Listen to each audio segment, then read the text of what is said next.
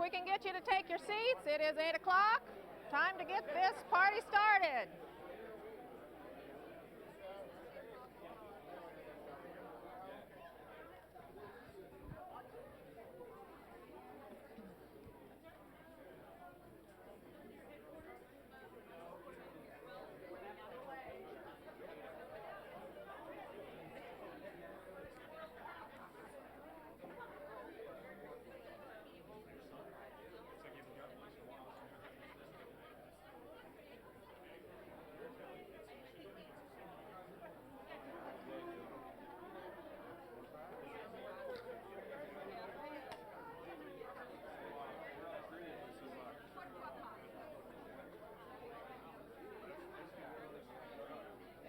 Is there a mic for us?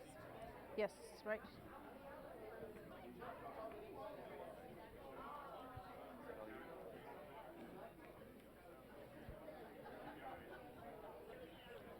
Need another table. All right, don't forget to smile. You're starting. I've got, MC.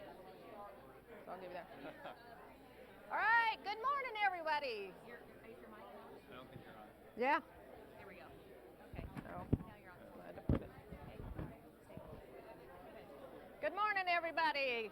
Can you hear me? I got a microphone on, but it isn't working very well unless I talk like this. Okay.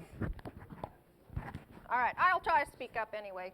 Well, welcome to the Technical Operations Training Summit, and welcome to Oklahoma City. Can you believe this weather? Wow!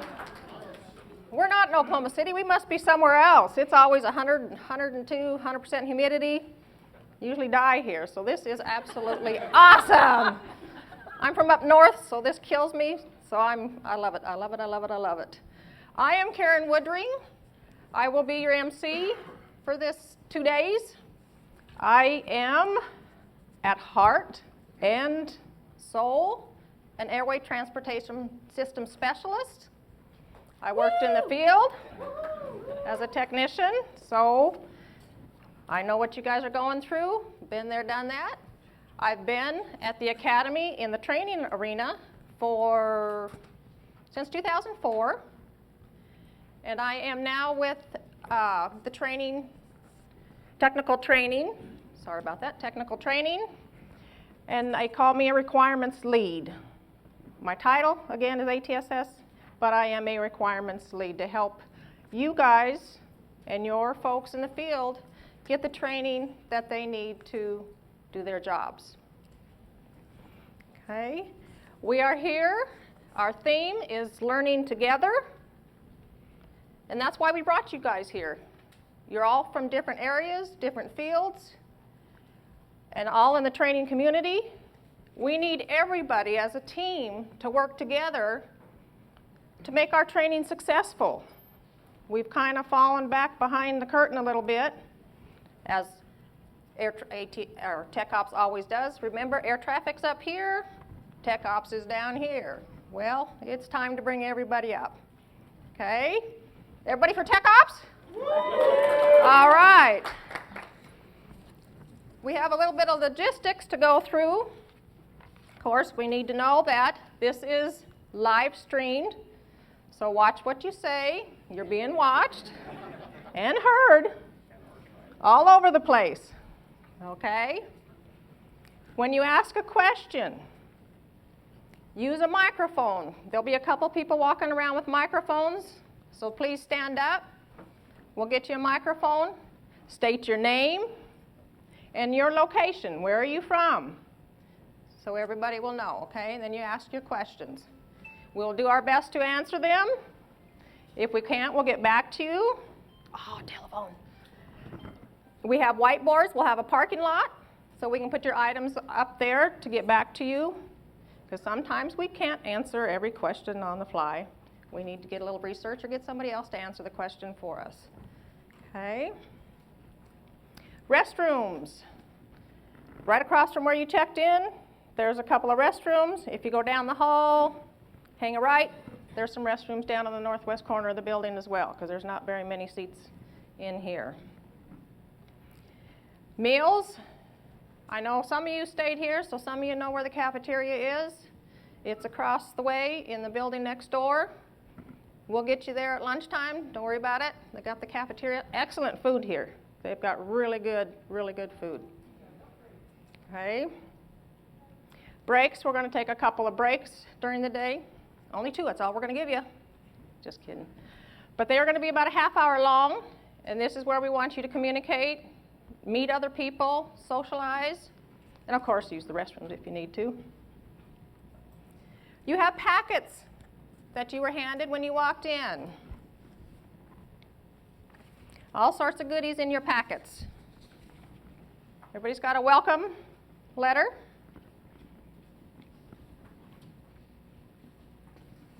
You'll see you have an agenda.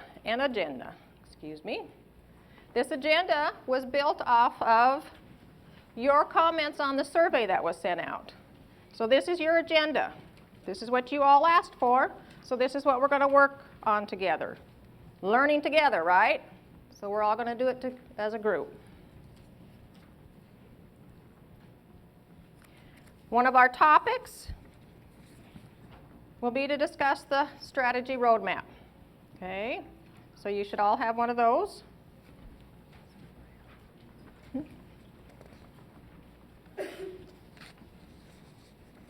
Okay, there's a couple more forms in there. There's a pre-training counseling form.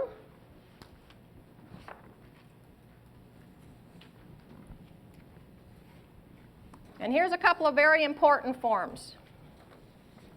Question and feedback form. Please fill this out. And you also have, you want to be a mentor. Everybody needs a mentor, right? Every once in a while. We need volunteers. So please put your name in. Both of these forms out on the registration desk is an inbox. So please put these forms in the inbox so that we can review them and get everybody for the mentor-mentee program together. And know what your comments are so that you can help us make this a successful summit and one for in the future. Wi-Fi code, Wi-Fi, FAA 17. Okay. One more important thing before I introduce our first speakers. On your desks or tables are index cards. Okay, before you go to lunch, we want you to answer 3 questions. Tell us what is working, tell us what is not working, and what have we missed. So leave them on your tables at lunch, we'll pick them up, and then this afternoon before you leave, we ask that you do the same thing. Okay? All right. Now let's get going on this summit. We have quite a few speakers. Our first speaker will be Technical Training Director, Abby Smith. Good morning. Wait. Thanks, everybody. Good morning. Good morning. Oh, come on. You can do better than that. I heard this loud crowd this morning, and it was so awesome to listen to all these happy, jubilant voices of people meeting each other for the first time. To really give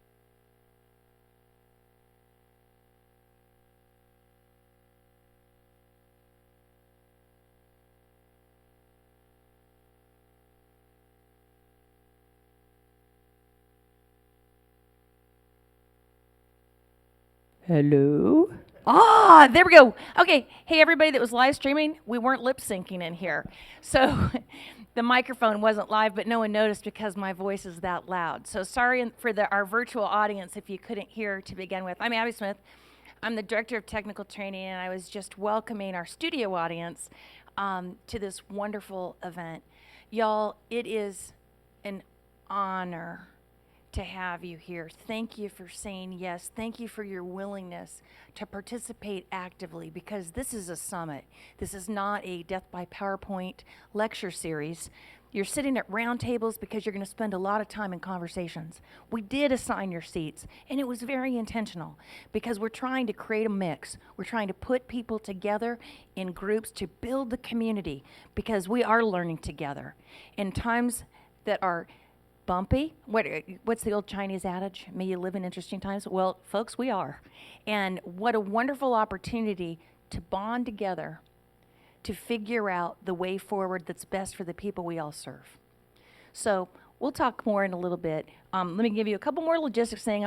Then I'm going to talk to you about my boss, this guy. Okay. So there's cameras in the back. Steve, can you wave? That's Steve. He's got a camera in the back. Ryan, can you wave? That's Ryan. So you in the back, I know you're going to be tempted to like walk around and stand. Feel free to pass by, but if you stand in front of Steve, all of our friends in the live streaming audience are going to see the back of your head. So kindly just keep moving. And if you need to have a conversation because you're so fired up about the topics, take it outside so that it's not disruptive to the other participants. Pretty please with sugar on top. I know. So who likes their cell phone? Come on, I know you do. So we even have charging stations available in the back for you, okay? But please, you charge them during the series so you're not tempted to like face a Snapchat or Facebook or tweet. Just wait for intermission. There'll be plenty of time. A couple more little things. The name tags. Did you notice there's different color name tags? Did anybody notice that? So if you see people with a gold name tag, it's the host committee. And so these are people that you can go to ask any questions that you need. Blue name tags are the participants. Green name tags are speakers. And I don't know what color that is. Is that like an orange, reddish? Burnt orange, thank you. That sounds so arty. The burnt orange ones are day guests. They're people that are here for other meetings, that are stopping by to be part of the community. So that just kind of gives you an idea. You'll also notice if you turn over the back of your name tag that there's phone numbers. Okay, we're nailed. So myself, Charles Stimley, who looks like he's ready for the Hawaiian billiard pool party later on in the day. And then where's Dan? Dan Smith. So the three of us, our phone numbers are on there, so you can call us anytime, 24 hours a day if it's an emergency, but if it's not, please, not after 9 or before 6 a.m. because we clearly need our beauty sleep. Okay, so, and then there's one other thing. There's a member of our Tech Ops community that's been part of the organization that's now called Technical Training in many iterations for years, and I understand it's her birthday today. Valerie Murray, where are you?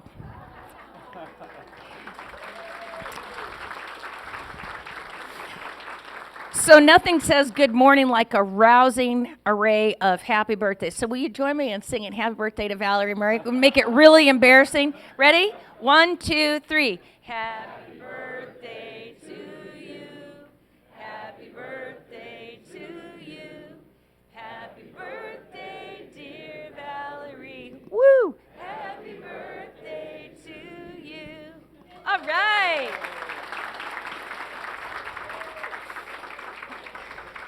Much love. So I am honored to work for Steve McMahon. Steve McMahon is the Deputy Vice President of Safety and Technical Training, and he's a hoot. He's a very deep thinker. He's very analytical. He's also a dog father of a darling, what is he, a Boston Terrier named Murphy. And so a lot of times, you know, you never know when things are going to happen. So Steve and I find ourselves on the phone, usually after hours, and I hear this. Oh, that's a great idea, Abby. I'm like, what's going on? He's like, oh, I'm walking the dog. I was like, oh, okay. So anyway, so he's a dog father, and he's got a lovely and talented wife who's a physical therapist. And so Steve's got a really cool life outside of work, too. And so without further ado, my great friend and boss, Steve McMahon.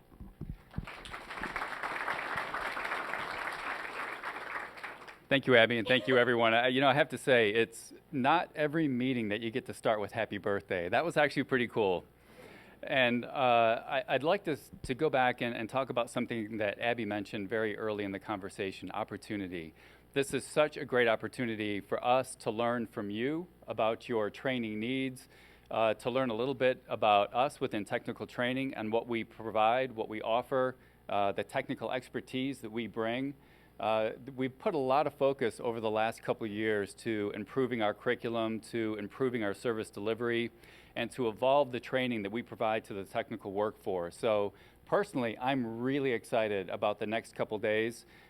Please do take advantage of the opportunity, engage with those at your table, engage with everybody else that is in the group as we break out and as we have conversations over lunch or over break. And I'm really looking forward to this. So be open, share, and let's keep evolving and improving the way that we do our technical training. So let's kick it off. I'm really excited. All right, awesome, thank you. Okay, so what do we want to get out of this week? Well, there's a number of things. One is, as I understand it from various people that I've talked to over the last several months, there hasn't been something like this, well, in at least a decade. Well, that's a shame, right? Because all of us are so powerful, and being in our stovepipes doesn't work. And so one of the big outcomes of this is friendship. And you say, friendship? That seems kind of soft nonsense. Leveraging social capital is how things happen, right? And so we need each other. And we're gonna talk a little bit more about that. But to start that, stand up, everybody, and make some more friends. I need, for the next 3 minutes, everybody needs to get up. Come on, get up, and I need you to introduce yourself to someone you haven't met yet. There we go.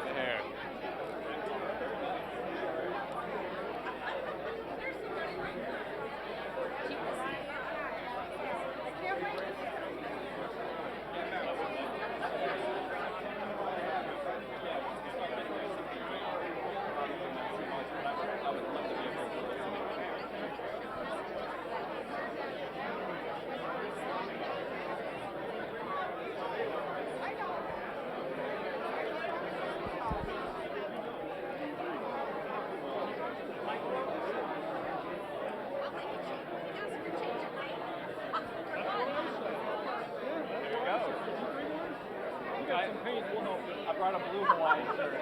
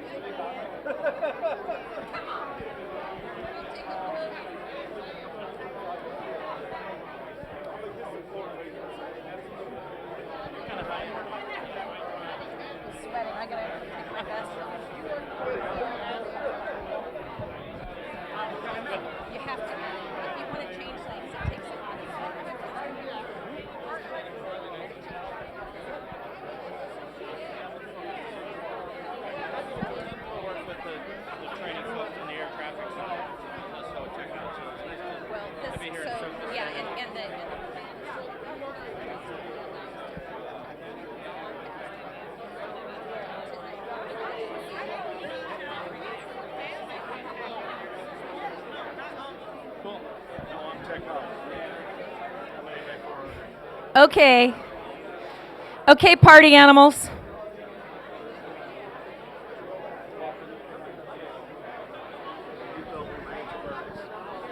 Yeah, I know. Hey, someone told me Tech Ops was introverted. What's going on? My paradigm just shifted.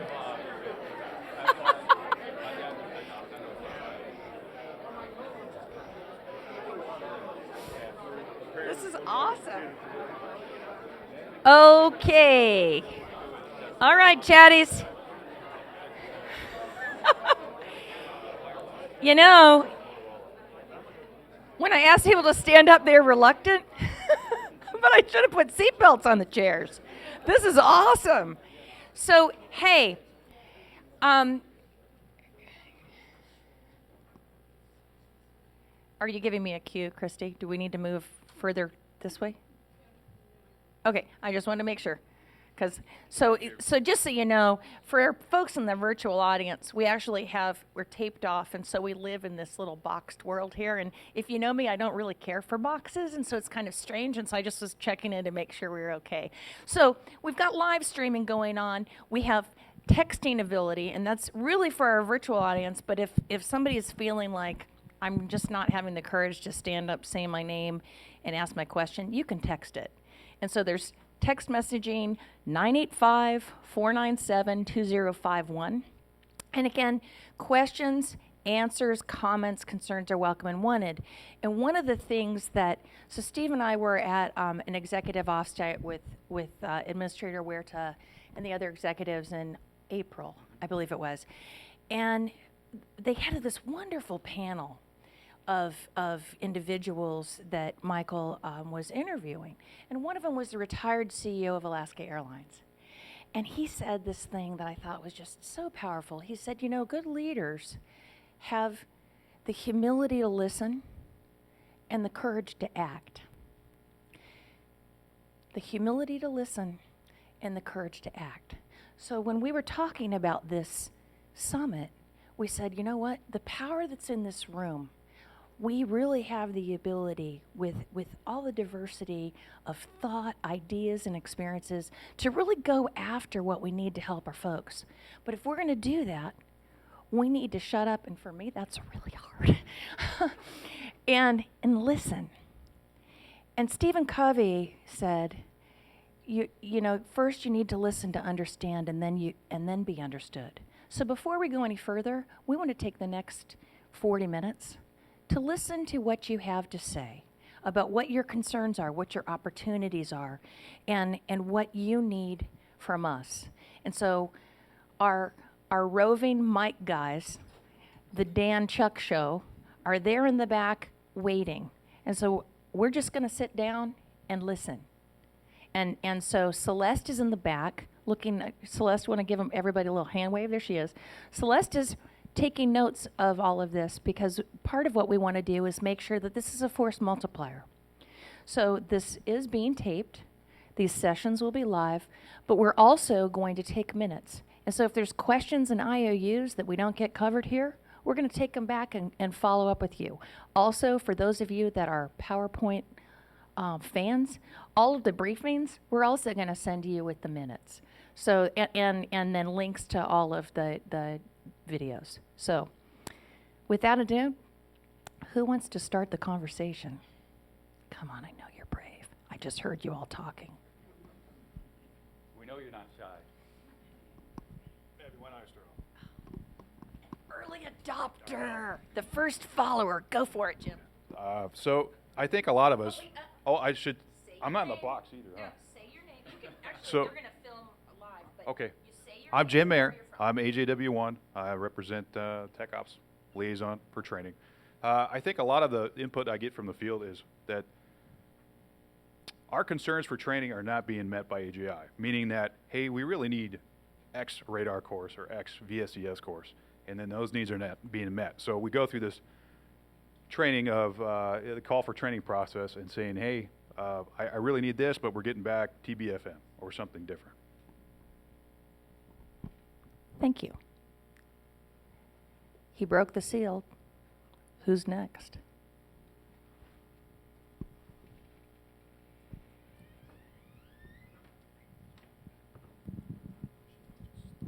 Morning. My name is Jason Lyon, a PSS out of Oakland District.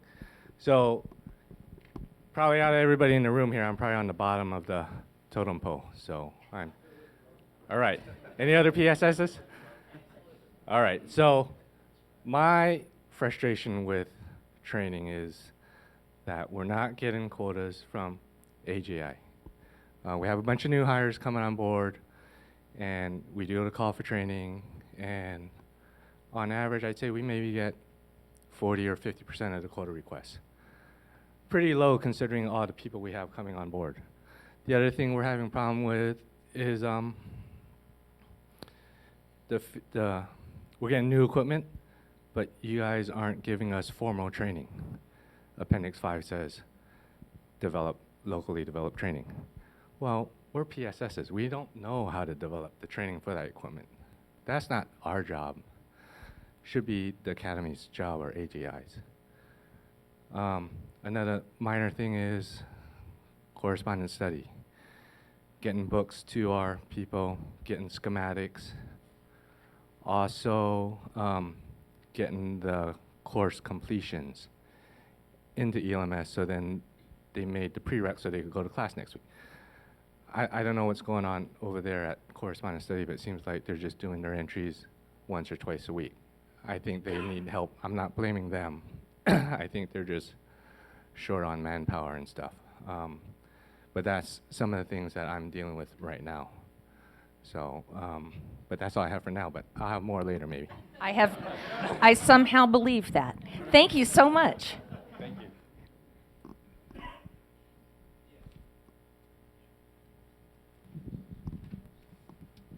Good morning. My name's Donna Muse. I'm a PSS in the Boston District. And I'd like to add on that another problem that's really crucial with the PSSs is that the tools that we have not kept up with the data load that we have to manage on a day-to-day basis. I've been a PSS for 18 years. And as time has gone by, the amount of information that we're required to manage on a daily basis has just continued to grow, and the tools have not grown along with it. And there have been several work groups that have tried to create a better tool, and all it did was add another tool. So you have, instead of having one place to go, you have 5. And I'm hoping that after we hear the presentations at this meeting, that it'll point us in a direction where we will have an integrated platform that will help us to manage the quota we do receive and better manage getting people certified on time and all the other aspects of our job that we have to do on a daily basis. Thank you. Thank you.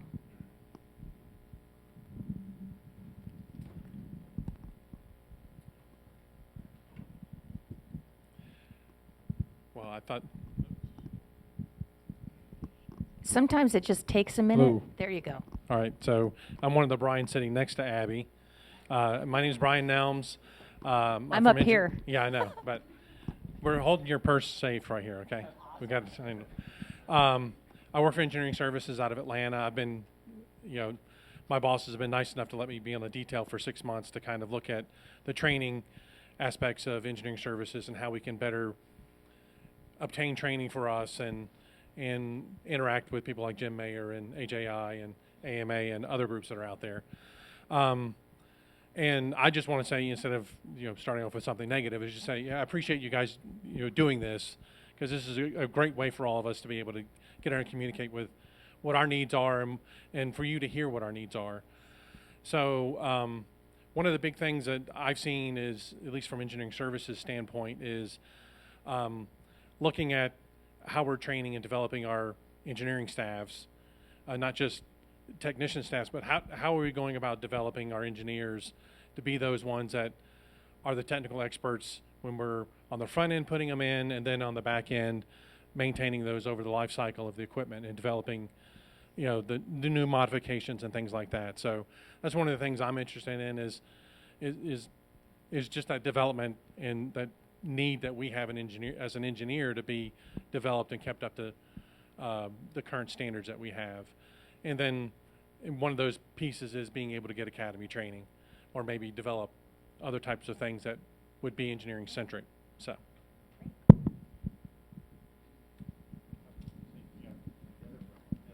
Hi, I'm the other Brian. One of the topics I wanted to discuss kind of talks about the training tools that we have. Some of the training platforms. We're using the CBI system, which I don't know how many of you have looked at that recently, but a lot of those courses on there are old and outdated. You have to go on there and pull the data and send it back to the folks in Oklahoma City to be processed. Then we have the correspondence, which it's already been talked about that the books take forever to get to us for our employees to get trained. And then the ELMs. It'd be nice to integrate all of those platforms together so that everybody can advance on their training as quickly as possible. I feel like you're a plant for our agenda. This is awesome. My name is Deanna Daniels, and I'm from Cleveland. I'm a PSS. One of the things that we're very concerned about is the Appendix 5. It needs to be correct. It really needs to be correct. This is how we go forward with all of our training. There's so many new pieces of equipment that are coming, and again, I'm going to go off of the locally developed. The locally developed training is, I guess it's whatever they want it to be, and we feel that it's lacking because it is that way. I would also like to say that the correspondence study, we actually had somebody send in a CBI course to get recorded, and we're asking all of our managers to please copy us when they do that so that we can track whether or not the completion went in. And I have to say, I think that completion was put through 2 hours after we sent it in. So that was, I was very happy and surprised to see that. So I just wanted to say that I do see that there are some improvements, and thank you.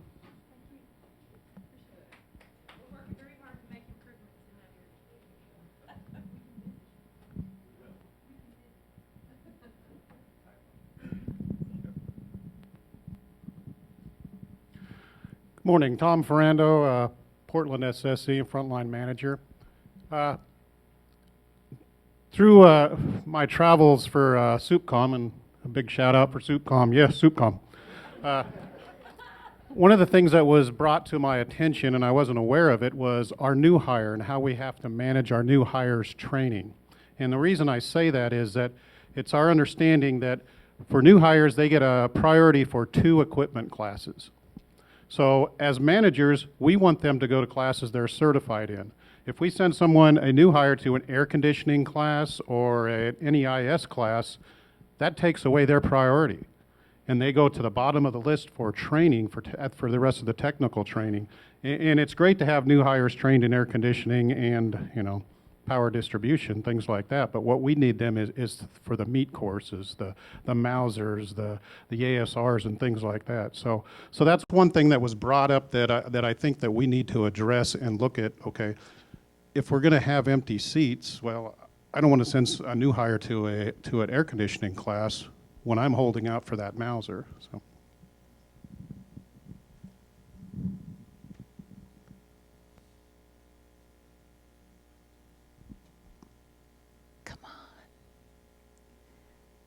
Who's next? Thank you, Javon. Javon Henry, AJW 134. So the systems I work with are small in number, typically ERAM, systems like that. And what I've noticed in my short period of time, I'm a new guy at headquarters, as an in-service manager, is there only seems to be one type of training for tech ops. Air traffic uses local training, they use the academy, they use sign-in briefs, things like that. Our training takes a year to develop. So I think we're going to need some additional tools. Some of our systems are very complex, changing every few months. Nobody can stay current with that off of one attrition course in their career. So we may need to look at recurrent training, some of the things air traffic does. And so that's my position. I think we need more tools in the tech ops toolbox. Thank you. Who else?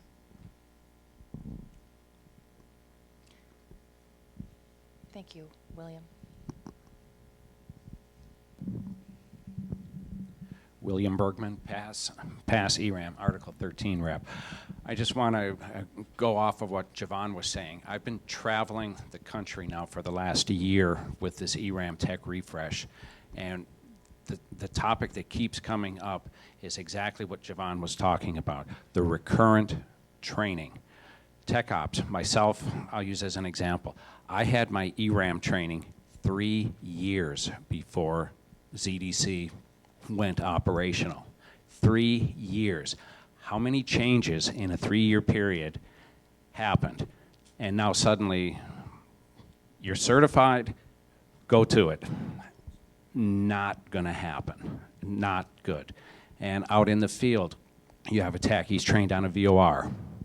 He doesn't get to touch that VOR for 3 to 5 years until after the senior tech that's working on it retires. How proficient is he? We don't need refresher training, we need recurrent training. The airline flight attendants, they do recurrent training every single year they go. But at Tech Ops, we get trained and that's it, you're done. So I would like to see recurrent training, and we have an order, the maintenance policy order 6000.30. It states right in there that the FAA shall provide recurrent training, and that was signed by the administrator. So I would really like to see us work more towards that, as well as more in-depth training. We do need it.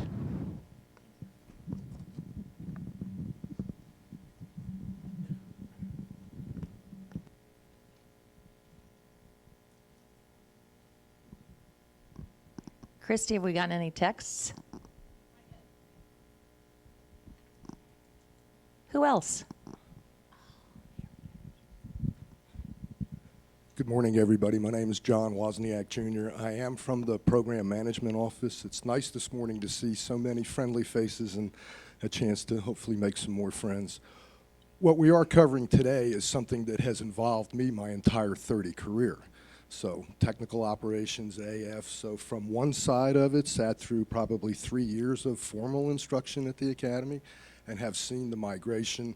And now from the program office, it is all of the things that you're required to do to try to bring something to fruition, an in-service date, upgrade the system. And then we run into everything that we're talking about now, right? So there's a lot of heavy lifting that has to occur everywhere. So while the focus of sometimes process improvement with training is interesting, and you can make some gains here, there are other pieces right now that are outside of this that we're going to have to engage again, and that's going to be the state of life cycle acquisition. It's different than it was when all of this model was created. So now we have parallel training development. How successful is that? Well, we're looking at it right now, and I see friends that are smiling gently because there's a lot of pain associated with that. We make those milestones, but there's an awful lot of pain with it, and sometimes unnecessarily. So it's resource constrained. So it's a broader picture, and I would hate to see somebody beat up on one of my favorite topics, and something that Chuck and I talked about last week is training. You can't go anywhere without training. And the technical core is the key to the FAA, because a jet pilot doesn't get a brand new plane when he wants one. He gets one when they can't service it, maintain it, and certify it, right? Same thing in our industry. The controllers get upgrades in large part when it's time for the infrastructure to be upgraded. So it's a daunting challenge. Documentation seems to hamstring validation efforts. So all of it looks to, objectively is my ask, right? I'm from the other side of the fence now. Those of you that are working with me in this room, please be gentle.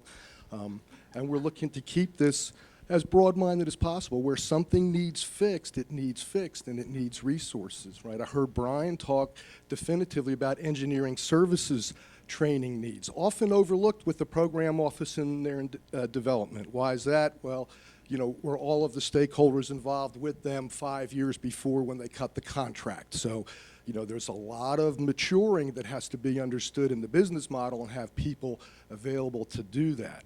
And outside of your need, second-level engineering in AJW also has its own training hurdles that it tries to get through. Oftentimes you hear from them is we will eventually take the technician training and then we'll teach ourselves the rest.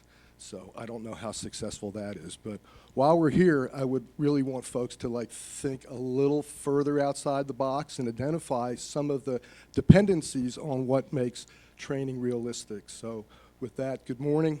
Thank you.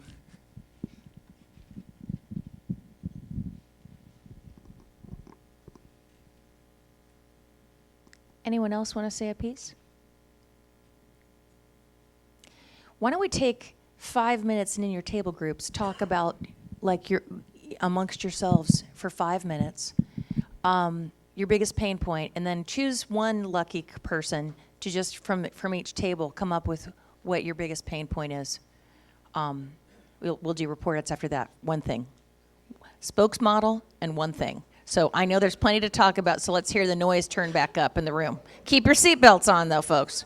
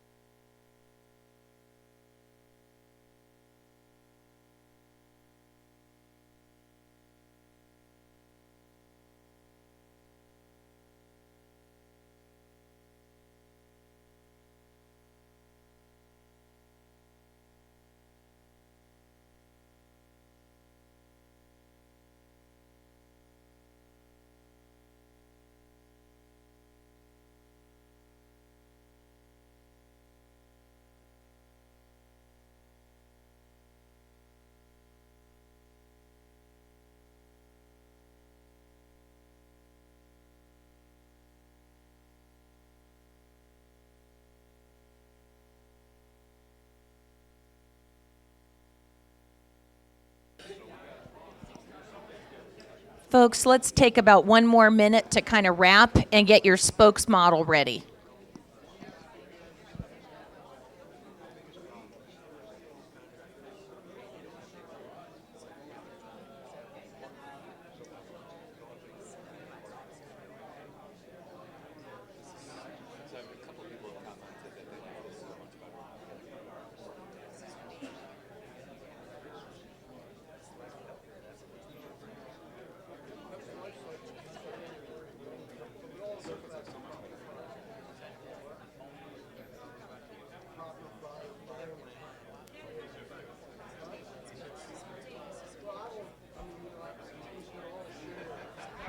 All right, folks, let's hear from our studio audience. And as a reminder, while people are wrapping up their conversations and getting their spokes model ready to volunteer their top concern, let me just remind our folks in the virtual audience that your ideas and inputs are welcome and wanted. We intentionally did the live stream because the theme of learning together is really all of us, and everybody's ideas, opinions, concerns, inspirations matter. And so I really encourage you, if you're watching on YouTube, to actively participate. We've got, apparently the text number is scrolling at the bottom of the YouTube screen. So when you feel inspired, say your name, where you're from, and ask your question and be part of the community with us. All right, so I can volunteer someone or someone can volunteer. So who wants to go first? Oh, I love this. Oh, no, anyone whose name does not rhyme with Aaron. Okay, go ahead, Roberta.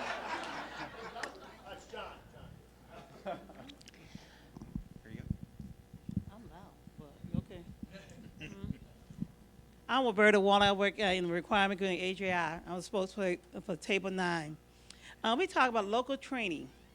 And I've been in training for about, my daughter is 14, so 13 years. Okay, and one of the things is the local training. When I first got in training, we used to look at local training a lot. We'd have certain things on local training. Nowadays, we are bringing new system in to the site and just throwing out there saying, telling the PSS they need to develop the local training, or a technician or the manager. And we need to have a better job of that. And one of our problems is we don't have documentation or the schedule that the program officer give to the site, we cannot meet. We tried it, like I would say what John was to say, resource and everything else come up. We cannot meet the schedule, so we just throw out the training. Okay. It's not consistent. Thank you. Who's next? And then Darren can go. All right, Dean?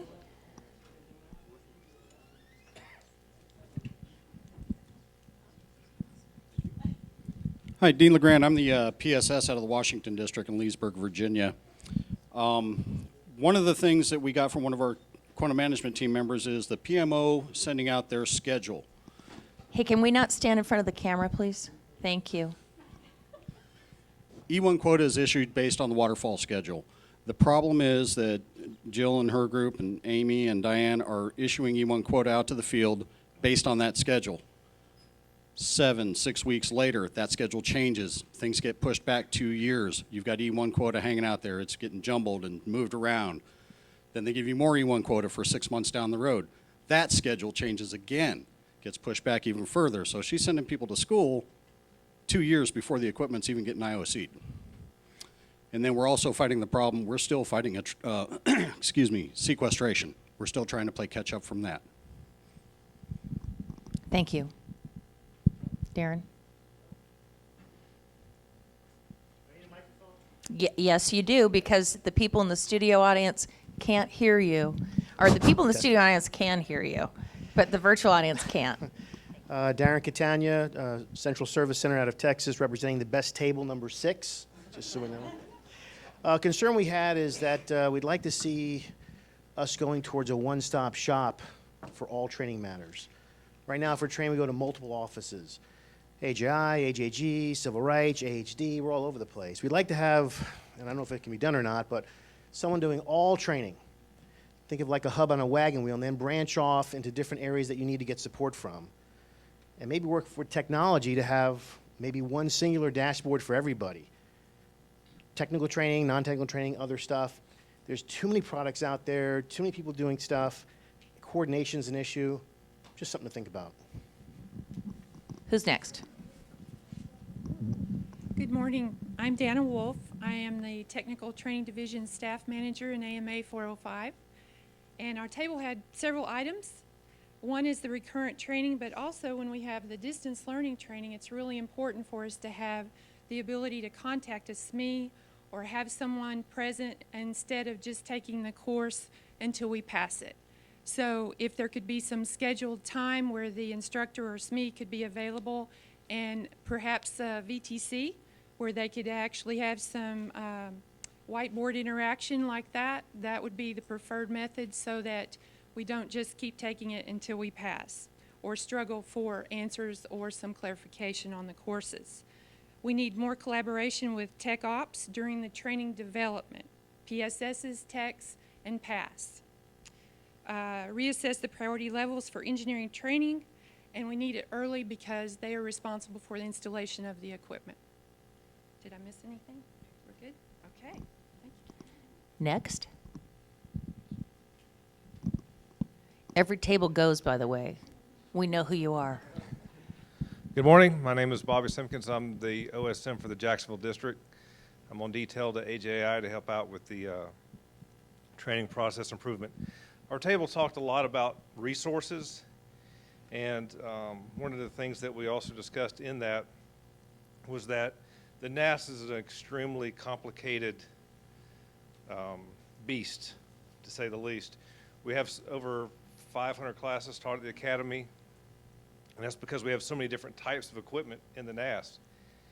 If we got as good at taking things out of the NAS as we got as good as putting things in the NAS, it would largely improve the amount of resources that are available to teach that.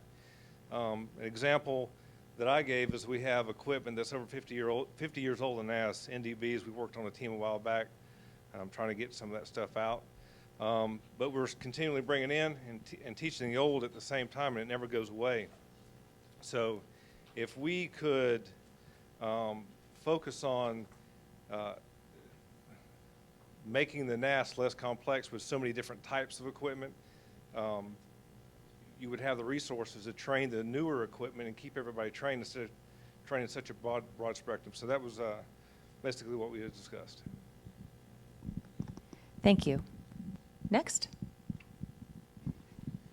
Good morning. I'm Phil Lozano. So Phil, you need to keep the microphone near your voice. Can you hear so me? that now the people in the virtual audience can hear you, but when you take the mic, they can't hear you. Sorry about that. I'm not a performer, but sure you are. My name's Phil Lozano. I'm with the NASEO Directorate. We had some unique challenges within our organization. We have a lot of emerging technologies that we're trying to stay ahead of. A lot of our personnel are involved with security, network-based training, yet we're still dependent on traditional 21.0 training, and you know, how do we meet the needs of tomorrow? Today, that's really our biggest concern. And you know, we are actually highly dependent on the program offices to deliver most of our training, and if they say yes, great, but if not, then we're still stuck in a quandary, because you know, that means that we were left without, you know, sufficient, I guess, foundationary training for our personnel. So and within this AO, to make things worse, we're using a smaller set of technicians, so it's very hard to sustain training for, say, 10, 12 people at the Academy. So we bring unique challenges to the table, and you know, we have great support through AJI, so I'm not saying that there's a problem with support. It's just how do we move forward with a proper plan.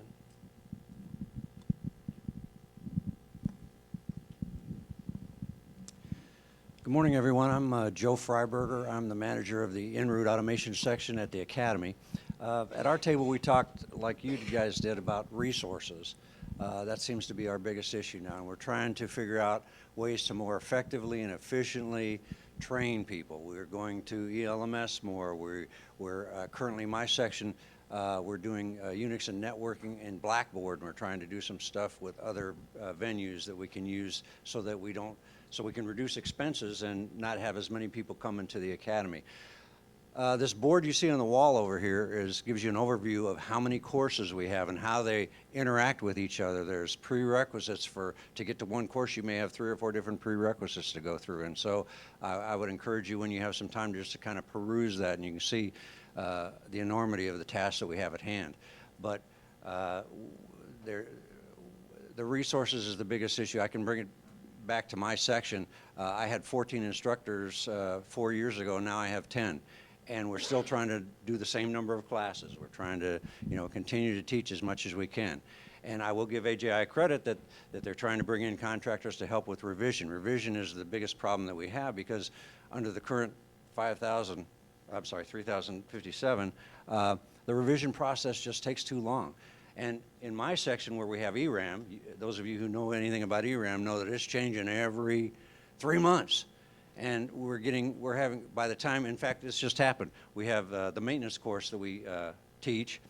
While we were doing the FCC, the next release came out. We were teaching to the 510 release, the 600 came out. And now we're getting ready for the 700. We don't even have the 600 into the course yet. So this is the problem that we run into, and we just don't have enough people to be able to teach courses at the same time that we're revising courses. Did I catch everything for you guys? Okay. It's all resources.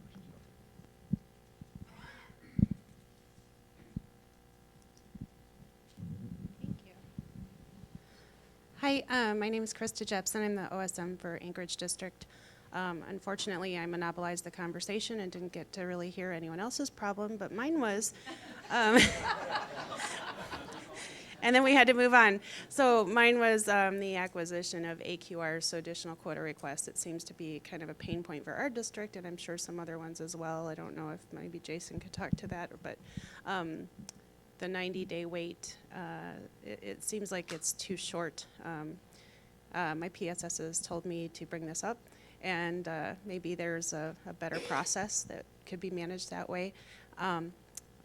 We didn't get to anyone else at the table except for Mr. Appendix 5 here, and I don't know what you wanted to say about that, if anything, but I guess he's going to be talking about that later today.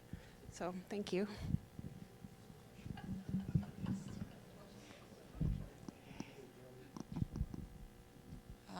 Maybe we're the last table.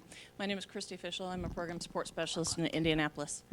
And yes, I monopolized quite a bit of the conversation. My first comment was, is there going to be a training summit? Or I'm sorry, not training, certification summit. Because I feel this is the old 80-20 rule. There's not a lot of effort being put into fixing what's broken in the certification area. Training is the first step, yes, but the end result should be certification. We're not talking about that enough. The table as a group, we discussed unfunded mandates. There's a lot of prerequisite training that started with EOSH, your core NAS policy compliance courses that we're now implementing. There's a lot of unfunded mandates out there. We do not have a facilities training, or what we used to call the old LAC training program is not being, we're not using that anymore. And now that a lot of our EOSH training is a required prerequisite for a lot of our PCS, the ESQP courses, those things, fall protection. We need our technicians to be completing that, and they're not. We're having to find ways, creative ways, to fund those courses. But we're all spending time, our time, coordinating, scheduling, implementing, pushing it out to the field. How are we capturing that? We're not. We're not capturing our man hours and what it takes us to do that. That's part of the unfunded mandate. Now I see the local developed training in Appendix 5 as a theory towards certification. That is an unfunded mandate. We have to figure out what it's going to take to implement that theory training in our local SSCs, in our districts, and in our service areas, but we're not capturing the time it's taking to get that out to the field and get those people trained. So we're doing our own self a disservice there. Okay, thank you. Are there any other tables? Anybody else? We got you? Oh my gosh, you guys, oh, there we go. Anthony Murray. I'm a section manager at the Academy in Communications. I'm currently on detail in AJI 2300. At our table 7, our concerns were new hire techs are not being trained for at least a year or longer. And some members actually mentioned about 2 or maybe even 3 years. Since sequestration, we haven't caught up on the quota. So it's been a lag there and haven't made up ground on that.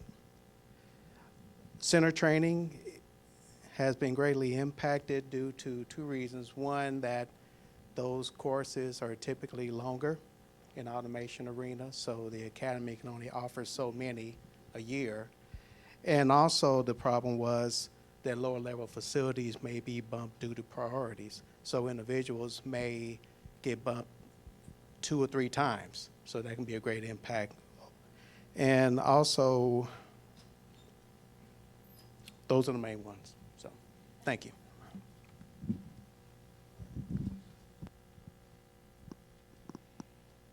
Is that everybody? Okay, great, because it's 9 o'clock. So for the people that are in our virtual audience and that are looking to the agenda to decide when to tune in, we are right on time. So thanks. So does anybody need to like just stand up and shake it out for a second, or are we ready to just roll right forward in the agenda? Ready to roll? Come on, let's hear it. Ready to roll? All right, cool. So we're going to parlay, and so if you open your hymnal and get out your songbook entitled Technical Training and Strategy and Roadmap. This is going to be a workshop, so let me tell you what's going to happen. We're gonna watch a short video that's just kind of inspiring and talks about the importance of the spirit of helpfulness and of asking for help. Because like we said at the beginning of this, the humility to listen and the courage to act really involves everybody. And so the little video that we're going to talk about before we talk about what our way forward is about the spirit of helpfulness and about the power of every single person to make change. So hang on just one second, Anthony.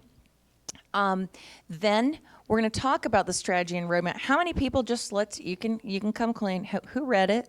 Because I sent it to you like 2 weeks ago so people would read it. So who read it? Okay, not everybody. I appreciate the honesty, but I'm glad some people at the table groups did, because this was our best guess. Steve, when I got here, was there a strategy for tech training? No. So yeah, very concise answer. It was a big focus when I first came into safety and technical training and focusing on the technical training side. There were definitely some gaps and some shortfalls and areas that we saw within AJI that we can improve and communicate better to the people that we serve through curriculum development and delivery. This document, and to Abby and the team's credit, this is kind of the demonstration of a lot of those conversations where we saw we're not projecting out. We're not looking at where we need to be. We're not looking at where organizationally we need to be technologically, not only for the systems we're deploying, but even how we're transferring learning and getting information to folks. So this is the second iteration, I believe, of our training strategy. And it's a great conversation piece. We're focusing a whole lot more on how we do what we do, not just what we do. And it's a great focus, I think, of the next phase of this conversation. Thanks. Yes would have worked or no, but I like the explanation, because what we're going to do, so we'll get into our principles and guidelines, but this is our best guess, and you're going to help us make it better. So, Anthony, roll it. Here we go. Margaret Heffernan. What is it that makes some groups obviously more successful and more productive than others? Well, that's the question a team at MIT took to research. They brought in hundreds of volunteers, they put them into groups, and they gave them very hard problems to solve. And what happened was exactly what you'd expect, that some groups were very much more successful than others. But what was really interesting was that the high-achieving groups were not those where they had 1 or 2 people with spectacularly high IQ, nor were the most successful groups the ones that had the highest aggregate IQ. Instead, they had 3 characteristics, the really successful teams. First of all, they showed high degrees of social sensitivity to each other. This is measured by something called the reading the mind in the eye test. It's broadly considered a test for empathy. And the groups that scored highly on this did better. Secondly, the successful groups gave roughly equal time to each other, so that no one voice dominated, but neither were there any passengers. And thirdly, the more successful groups had more women in them. Now, was this because women typically score more highly on the reading the mind and the eye test, so you're getting a doubling down on the empathy quotient? Or was it because they brought a more diverse perspective? We don't really know. But the striking thing about this experiment is that it showed what we know, which is some groups do better than others. But what's key to that is their social connectedness to each other. So how does this play out in the real world? Well, it means that what happens between people really counts. Because in groups that are highly attuned and sensitive to each other, ideas can flow and grow, people don't get stuck, they don't waste energy down dead ends. An example. Arup is one of the world's most successful engineering firms, and it was commissioned to build the equestrian center for the Beijing Olympics. Now, this building had to receive 2,500 really highly strung thoroughbred horses that were coming off long-haul flights, highly jet-lagged, not feeling their finest. And the problem the engineer confronted was, what quantity of waste to cater for? Now, you don't get taught this in engineering school, and it's not really the kind of thing you want to get wrong. So he could have spent months talking to vets, doing the research, tweaking the spreadsheet. Instead, he asked for help, and he found someone who had designed the Jockey Club in New York. The problem was solved in less than a day. Arup believes that the culture of helpfulness is central to their success. Now, helpfulness sounds really anemic, but it's absolutely core to successful teams, and it routinely outperforms individual intelligence. Helpfulness means I don't have to know everything. I just have to work among people who are good at getting and giving help. Companies don't have ideas. Only people do. And what motivates people are the bonds and loyalty and trust they develop between each other. What matters is the mortar, not just the bricks. What does this mean in practical terms?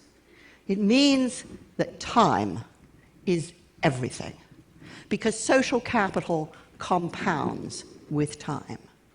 So teams that work together longer get better, because it takes time to develop the trust you need for real candor and openness. And time is what builds value. Now, this isn't about chumminess, and it's no charter for slackers, because people who work this way tend to be kind of scratchy, impatient, absolutely determined to think for themselves, because that's what their contribution is. Conflict is frequent because candor is safe. And that's how good ideas turn into great ideas. Because no idea is born fully formed. It emerges a little bit as a child is born, kind of messy and confused, but full of possibilities. And it's only through the generous contribution, faith, and challenge that they achieve their potential. And that's what social capital supports. Now, we aren't really used to talking about this, about talent, about creativity in this way. We're used to talking about stars. So I started to wonder, well, if we start working this way, does that mean no more stars? And when I talked to producers of hit albums, they said, oh, sure, we have lots of superstars in music. It's just they don't last very long. It's the outstanding collaborators who enjoy the long careers, because bringing out the best in others is how they found the best in themselves.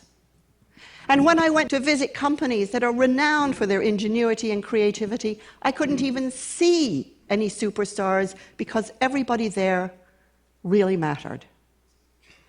Now we need to let people motivate each other.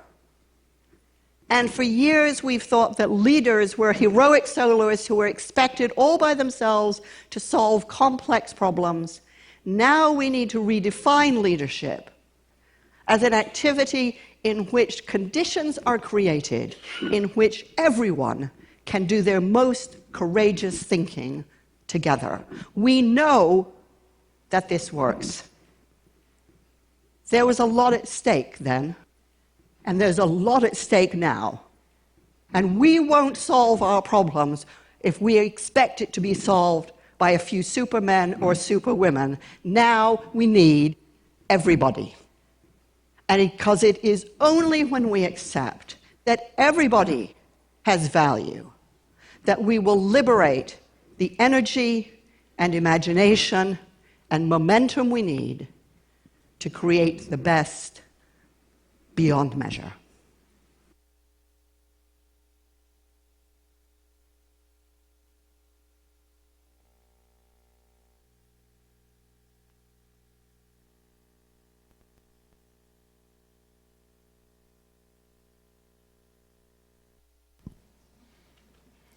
So we have a lot at stake, and we've heard a lot of problems. And we put together this strategy and roadmap as a compass rose direction for us to go in. Our best guess, our best effort. And so if you go with us on this journey, because everybody's voice really, really does matter, because no one of us can live in anyone else's shoes, right? We only have our own unique vista in the world. So we put this down on paper vulnerably so we could get the best in you to help us bring out more for the people that we serve. So as we go through here, let's open up to page 2. On page 2, it's why we exist. Okay, I'll just really quickly. It's knowledge and skill transfer to the right person, at the right time, in the right way, in the right place. Think about it. We heard this morning about the iterations from programs. We can't stay caught up in current. We're being asked to develop training on our own. There's not enough of it. People aren't getting trained fast enough. So we've got to think disruptively. If we change the name from training and unleash it and say this is knowledge and skill transfer, it opens up other creative channels for us to get and impart that knowledge. So I invite you to think about that. Knowledge and skill transfer to the right person, in the right time, in the right way, in the right place. The sky's the limit, so we are in 2017. Let's get there with how we transfer knowledge and skill. What are our principles that guide us? Well, transparency. I'm not actually see-through, and neither is Steve. However, we do like to operate in an open way. This is an example of this. You know, it's why we're publishing minutes, and we want to increase webinars and other activities like that. But we want to hear from you what's relevant to you, because we can keep doing the same things, but in the words of Albert Einstein, doing the same thing and expecting different results is the definition of insanity. I might be kind of crazy, but I'm not insane. And so join us in giving us information. Collaboration, that's why we're here. And collaboration, I think a lot of people have historically associated with our labor partners, which is an awesome part of it, but it's one component. Because when you look at the definition of what collaboration is, it's co-labor. It means I'm going to be alongside of you. I'm listening to what your needs are. I'm telling you about my needs. I might be willing to give something up, and you might be as well, because something better happens when we synergize together. Iteration. You noticed on the agenda that this says Strategy and Roadmap 2.0. Every 6 months, we're committed to updates. And so we did our first one in January. Our second one was published on or around June 30 or the first week of July. And so our next one is on track for January. Crowdsource us, folks. Everybody's ideas matter. You'll see in here business plan items from 17 that are almost all closed out, which is really super cool. But we're just finishing up our 18 business plan on Thursday, and so we're hoping to get ideas for what goes into the roadmap for FY18, you know, leveraging this conference, because your ideas matter. You're the people we serve. So every 6 months, you'll see a new one. Okay, so if you look at today and onward, it gives you a sense of what our current state is and where we want to go. I'm not going to belabor that because many of you have read it. And our path to success, phase 1 is stabilize the organization. As Steve had mentioned about 15 minutes ago, there wasn't a strategy. And so when you don't have a map, any road will do. And so I don't know how that felt, but I'm seeing Eddie Bunton out there shaking his head because it felt different, didn't it, Eddie? Yeah. And so this gives us a sense to make decisions more effectively. It helps us say yes to the right things and no thank you to the things that are less relevant to the people we serve. As we move on, we want to lean deeper into technology. We want to get more agile. We want to release learning content management, and you're going to hear a lot about that. But that just gives you the way forward. And then we turn to the pages that have the phases of our roadmap. They're divided into 4 sections: learning innovation, business intelligence, organizational growth, and strategic partnerships. Without that recipe, it's just business as usual. We want to do business as unusual. So this is where you all come in. There's tablets on the paper, on the tables. There's some sticky notes. There's note cards. There's some toys. There's some candy, because we need your creative energy. At that same summit that Steve and I were at in April, one of the other panel members on Michael Huerta's panel was this really cool, and to use Margaret Heffernan's word, scratchy lady attorney, remember? And she was representing the UAS community, unmanned aircraft system. How many people are wondering, how are we going to assimilate this into the National Airspace System? Is anyone curious? I'm curious, right? And it's really kind of like rattled to the core a lot of people, because this is not how airplanes work. And so what is this about? But they're there. And she says, I'm an attorney, so my job is to kind of look at rule of law, and I'm around all these people who are totally different. Sometimes they show up, sometimes they don't. Sometimes their hair is crazy, sometimes they don't have shoes on, but they're super creative people, and they're disruptive. And she said, oh my gosh, you guys are so disruptive. They're like, yeah, we're here. And so as we think about the future, as we think about the fact that we are 17 years into the 21st century, folks, I invite you to join me. Let's think disruptively. Now, that does not mean that we're going to be crazy and turn this into a mosh pit, because we can be a lot more productive if we don't do that. But it does mean that I need you to think so differently that it disrupts what you know. Because I looked up a synonym, because I was like, this lady really is pretty scratchy. And I was like, I like her. And so what she had to say was, disruptive is a way forward to really unleash. I looked it up on the Library of the World, my phone. And the synonym, one of the synonyms for disruptive was innovation. And so folks, take a look at let's take 20 minutes in the table groups. Again, you're going to want a spokesmodel, not the same one, because everybody gets an opportunity for their voice to be heard and their brand to be known. And read through and help us further tweak this strategy and roadmap. Okay, on your mark, get set, go.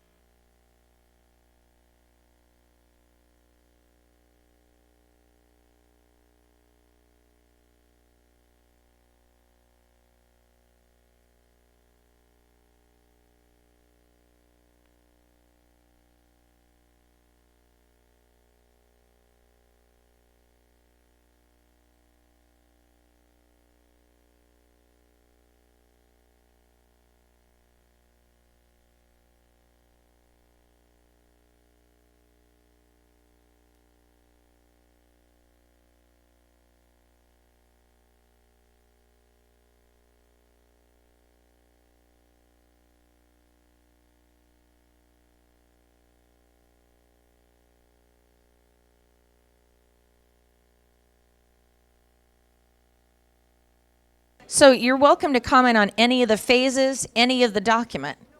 We're crowdsourcing because everybody's ideas matter.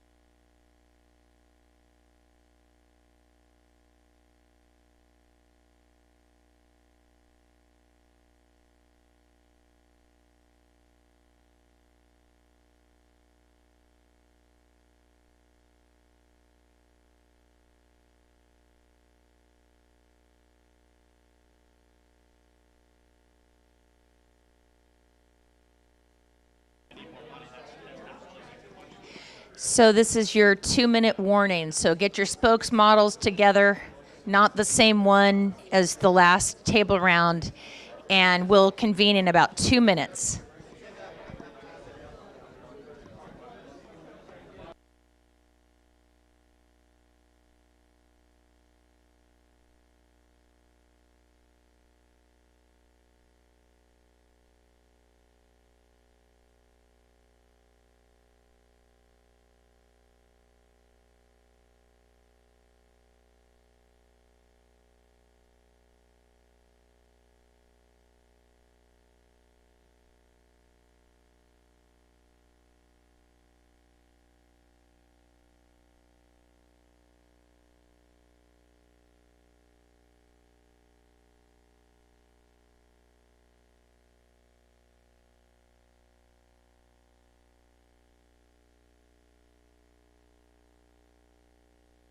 Okay, welcome back.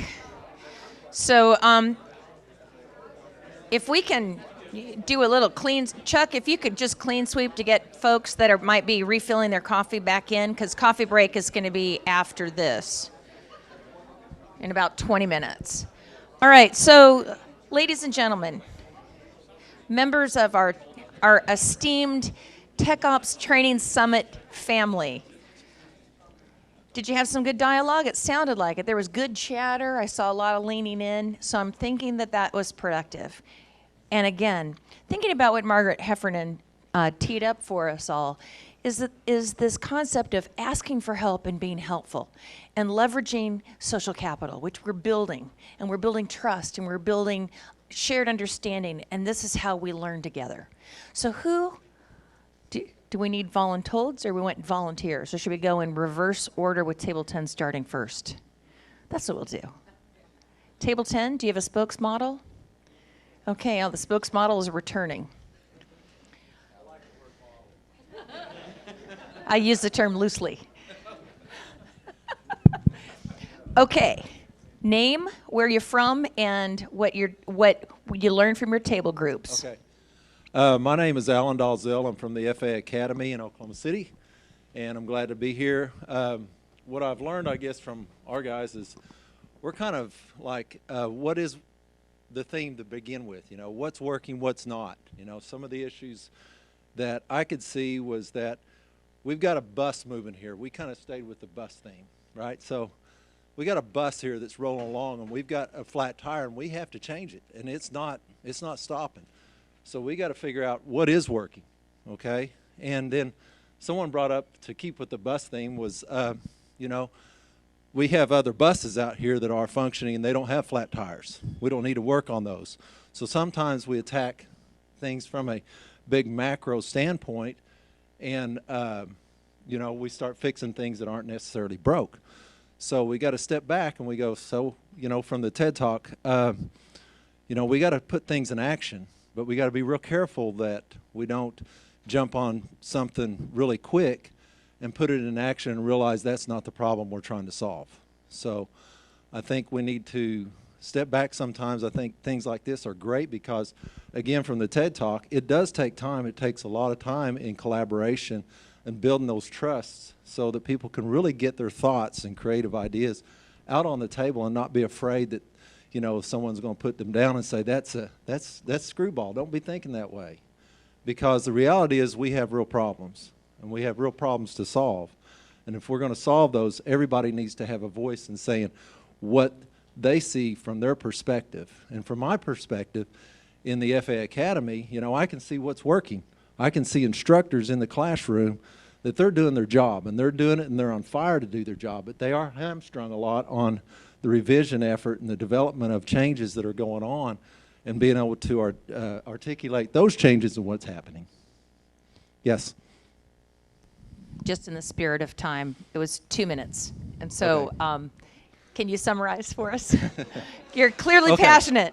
Okay. To summarize, I would say we do have a bus that's moving and it is functioning and we're moving down the road. Okay. Okay. So let's fix that flat tire while it's moving. Okay. Thank you. Thank you. All right. Give it up. Give a little love for Table 10, the early adopter. All right. Table 9, reflections on the strategy and roadmap.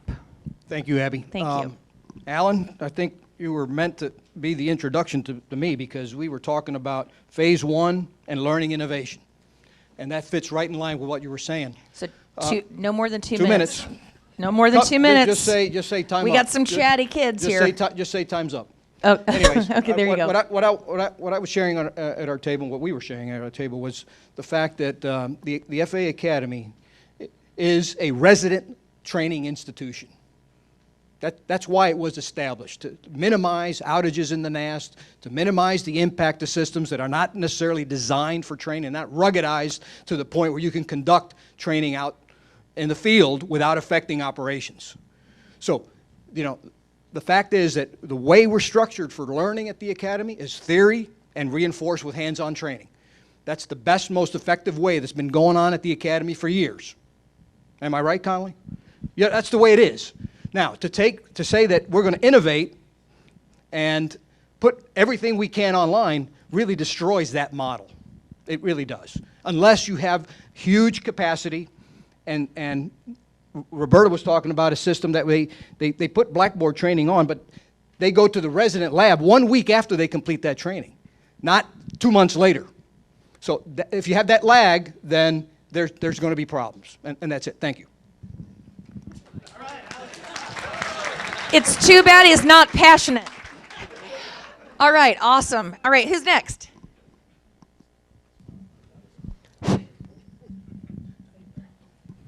The birthday girl. Hello, Abby. This table. So say your name and where you're Valerie from. Murray, There you go. Washington, D.C., AJI. Our table started out with training media innovations and how to approach and what the right method would be, and the different types of learners that we have to accommodate and the challenges surrounding that.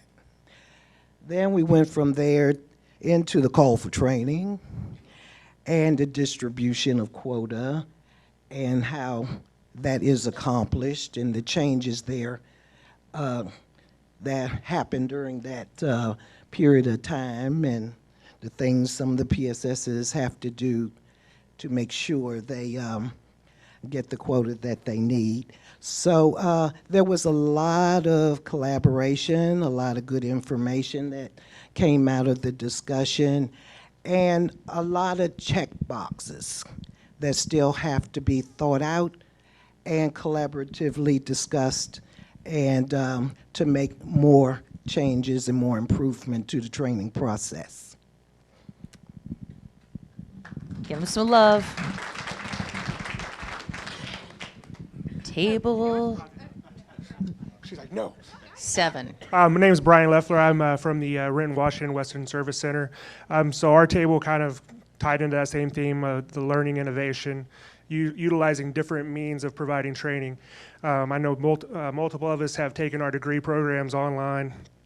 So the ability to train in different ways is out there. It's not something that we don't have to create it, it's already there. We just have to learn how to tie into it and use those resources. In a perfect world, we could send everybody to the academy and get them trained. We don't live in a perfect world, so we have to find out how do we train the people in this imperfect world. Budget issues, resource issues. The academy can only train so many people. There's only so many buildings, so many instructors, so we have to find a way to continue to do that. YouTube, Blackboard, there's lots of different ways to do it. And that's kind of what we focused on through that, is looking at different avenues. And I know that's been a constant conversation in multiple meetings, is how to deliver the training in different ways, because the way we're doing it now just isn't meeting the need. Thank you. Give it up for Table 7. Table 6.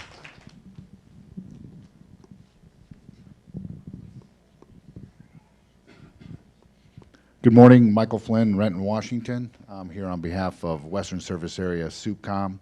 Hi, Mom. Oh, hey, Michael Levis, I didn't see you there. How you doing? So we talked quite about a lot of different things. I think one of the things for me is that the The roadmap doesn't really reflect the field concerns.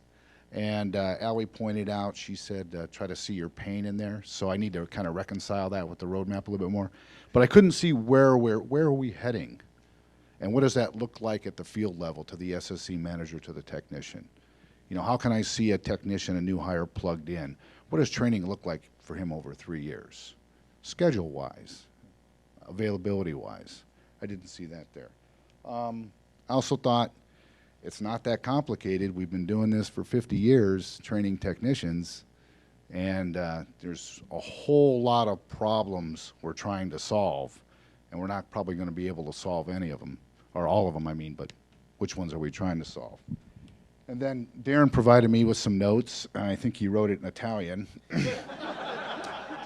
So. Do you want to borrow my reading glasses? Plain language in phase 1, I think P1 is phase 1. And work together for success. Some good comments. Clarification of terms and their meanings. Value of the training and timing of training. My Italian's pretty good, isn't it? Phase 2, exposure of document for feedback and understanding, and benchmark and true measures. Thank you. Thank you. Table 6. Now table 5.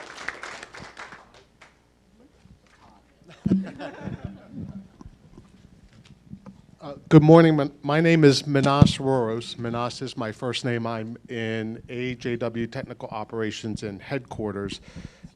So our group kind of broke it down into 2 different ways. As far as the roadmap, we were good with, like, those are good. The stabilize, strengthen, and then grow to become more flexible.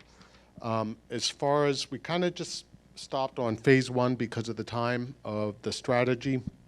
Under learning and innovation, one of the big themes there to add, in addition to what's there, is a more overarching communication element, somehow to integrate and encourage innovation through communication. And it's almost cultural, like, being able to really encourage that and support that.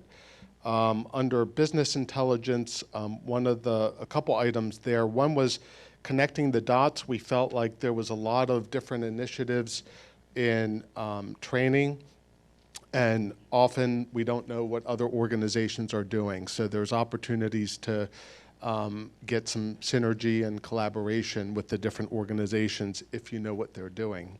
So that was kind of an overarching theme that we saw there in addition to what's there. And then, let's see, the next item, organizational growth. The items that we saw in there, we thought had to do with process and organizational documentation when we looked at the bullets. So we thought maybe just the name might, the heading might change a little bit more in that area. And strategic partnerships, a couple big things there. One is transparency was a big thing with our group, both at the organizational level and the individual level, and that went to the theme of the video that we saw. Not just being transparent, but being helpful, and both at the individual and the group level, and offering help. So does that kind of sum it up? All right, good. We talked about a lot of stuff. I did my best to summarize. And then I zoned out and I talked to Abby for some of it, so. All right, who's next? Give it up. All right, pass it on to table 4. All right, table 4, Tom Ferrando, Portland SSC Frontline Manager, and once again, a shout out for SoupCom. SoupCom, yeah. So we focused on 2 areas. Phase 1, we discussed the organizational change and how we have to think about, do we need to send everybody to Oklahoma City? Do we need to send HVAC people to learn an HVAC in Oklahoma City? Do we need to send them there to learn power distribution or NEIS? How about if we just use Oklahoma City for certifiable classes and figure other resources for the other I don't want to call them unimportant classes because HVAC and NEIS and these things are important, but look at ways to maybe do those at someplace else. The other thing is that to look at the people we have coming into the FAA nowadays, the new hires, the millennials, they're all cell phone and iPad smart. I mean, my 3-year-old granddaughter knows an iPad much better than I do. So we need to incorporate that, and we need to do it sooner than we have been doing it in the past. We hear that there is iPads being used in some classes in Oklahoma City. Well, why don't we get them in all of them? That way when they go back, they can use the iPads to look at schematics and things like that when they're in the field. And cell phones, we have to incorporate what they can use the cell phones for during their training, because believe it or not, I mean, we're being told that by the end of the year, all the technicians are going to have iPhones. So let's look at how we can use those as part of the training process. Give it up for table 4.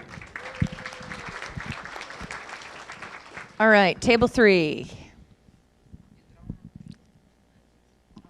Good morning. My name is Alice Howard, and I am representing AJWB, NASEO. And just for GP, I want Darren to know that you said that your table was the very best table. We are the very, very best table. It's on, okay. So in our discussions, we identified accountability as one of our biggest issues, and we related this to the business intelligence in phase 2. Accountability, we thought, should be an overall responsibility of the organization, and that is creating and developing training and implementing the training from the top down. And this also includes the responsibility of identifying training needs on the manager's behalf and following up and seeing what's working and what's not working within the individual orgs. And I also got a extra question from the table, and in reading the document, it came up that we weren't quite sure what you're asking for. The questions in the document is not asking us what's working and what's not working. And is that what you wanted? Okay. Sorry, I had a lot of passion around. Christy, Indianapolis. I'm going to lose my chair. Sorry, I had a lot of passion around this. There's nothing in the document that has anything for analyzing what's working, measuring it, or fixing it if it's not working. Everything is repeated from phase to phase, showing a developmental process or an oversight process, but nothing goes back and measures what didn't work and how are we going to fix it in the next phase.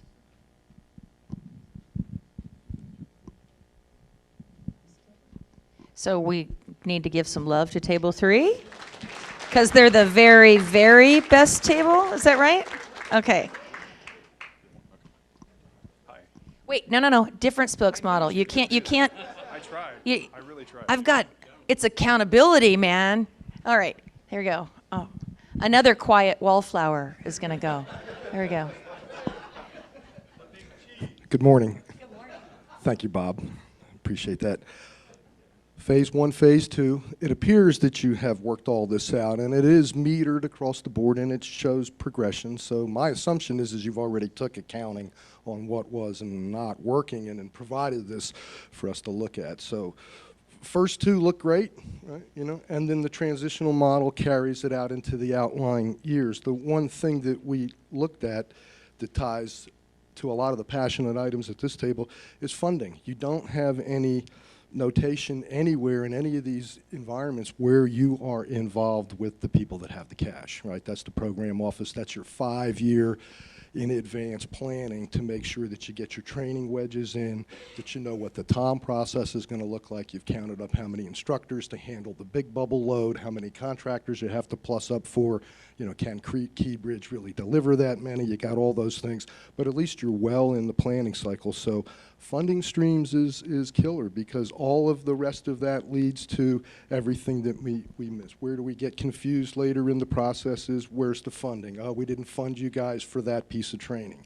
What happens to the schedule now? Somebody starts yelling, My boss is very good at bringing attention to situations that need moved. Media delivery. Somebody says, I thought this was going to be instructor-led training in Oklahoma because this is ERAM technical refresh. And somebody turns and says, no, you're going to get a booklet and a 2-hour CBI course, right? So is that really warranted? I don't know. It sounds like the stakeholder sometimes doesn't get their fair view. But all of that are pressures that evolve when we don't have the proper funding and the time schedules laid in. So that's kind of where we saw. And the assumption is you guys did your homework. This first 2 phases looks fine. In the out years, the management, we'd strongly offer that you guys tie funding to that, and that'll cure a lot of your problems. Table 2, number 1. And so now to number 1 table. The real number 1. Exactly. The real number 1. Thank you, So it's easy. I'm Pat McQueen. There you go. AJI Technical Training. Easy to follow John, and also want to pick up on something that the very, very best table talked about, which was planning. And under the BI section, we talked a little bit about, which is page 7, BI, is maybe something there about improving the planning and forecasting, which is, we think, how you could maybe have a placeholder for that. And I'm surprised John didn't talk about AMS. He did indirectly, but there's life cycle management. AMS cycle is John, I think it's still the legal binding, congressionally mandated process used to acquisition systems. And I think that AJI and other organizations should have great connectivity to that. So those were the 2 bullets. We talked a little bit about the COE, but I think we really didn't have a suggested change there. So, yeah. And so give it up for the real number 1 table. So we are staying exactly on schedule, which is kind of amazing. So in a person like me, I'm just like, oh, let's be in the moment. But we've got some head. That was me. Sorry. Sorry about that, studio audience. Christy, do you have a question in the back? Oh my gosh, Christy's got her first virtual audience question. Yay, virtual audience. Let's give our virtual audience some love, people. Woo, virtual audience. Okay, go for it. Okay, so Brenda, who is a PSS in the Atlanta district, wants to know, when do you expect CTS, which stands for Certification Tracking System. Excellent job, to be incorporated into ELMS? Let's take that as a parking lot item, because I believe that in this afternoon sessions, I love these little teasers. I feel like we're in a giant infomercial. So that question about when the certification tracking system is going to be incorporated into the electronic learning management system is probably going to be in discussions this afternoon, either with Pat and Jim or with Dean and Tom. So we'll just take that as an IOU. Can we put that in? Can one of my helpers please write that on a board so we remember to touch on it? I think it's just part of the natural conversation, but I want to make sure we honor questions that we receive. So y'all, thank you. So this strategy document, we're going to do a version 3.0 that will be out in January. You have all the time in the world to input it. There are some metrics on, I believe it's page 5 or 6.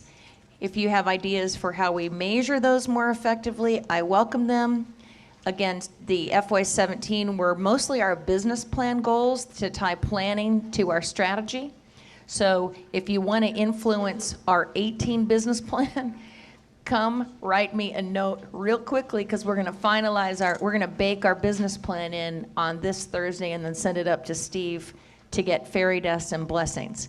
With that, speaking of fairy dust and blessings, how about a break? We got coffee and snacks. Let's learn together, folks. Thank you so much. Woo, All right, go team. How about a big hand for our guests?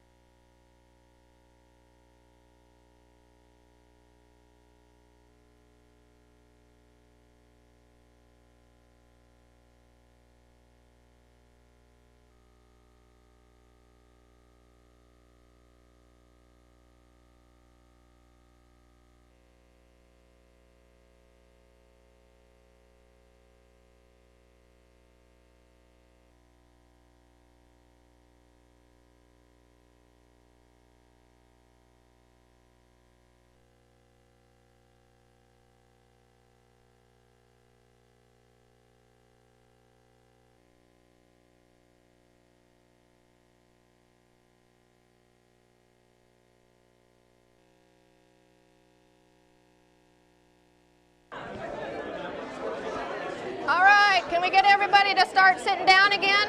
It's about time to kick off.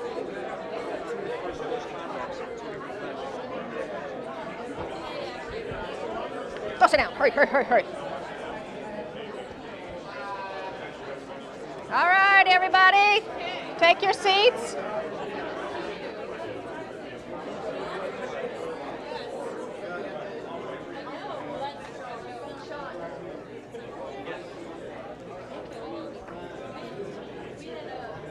Search party's out? Lewis, like, Gosh, I've been working on all day.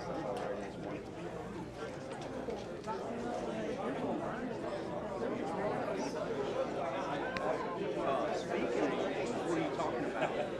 Did you see that email yesterday from Millie? yeah.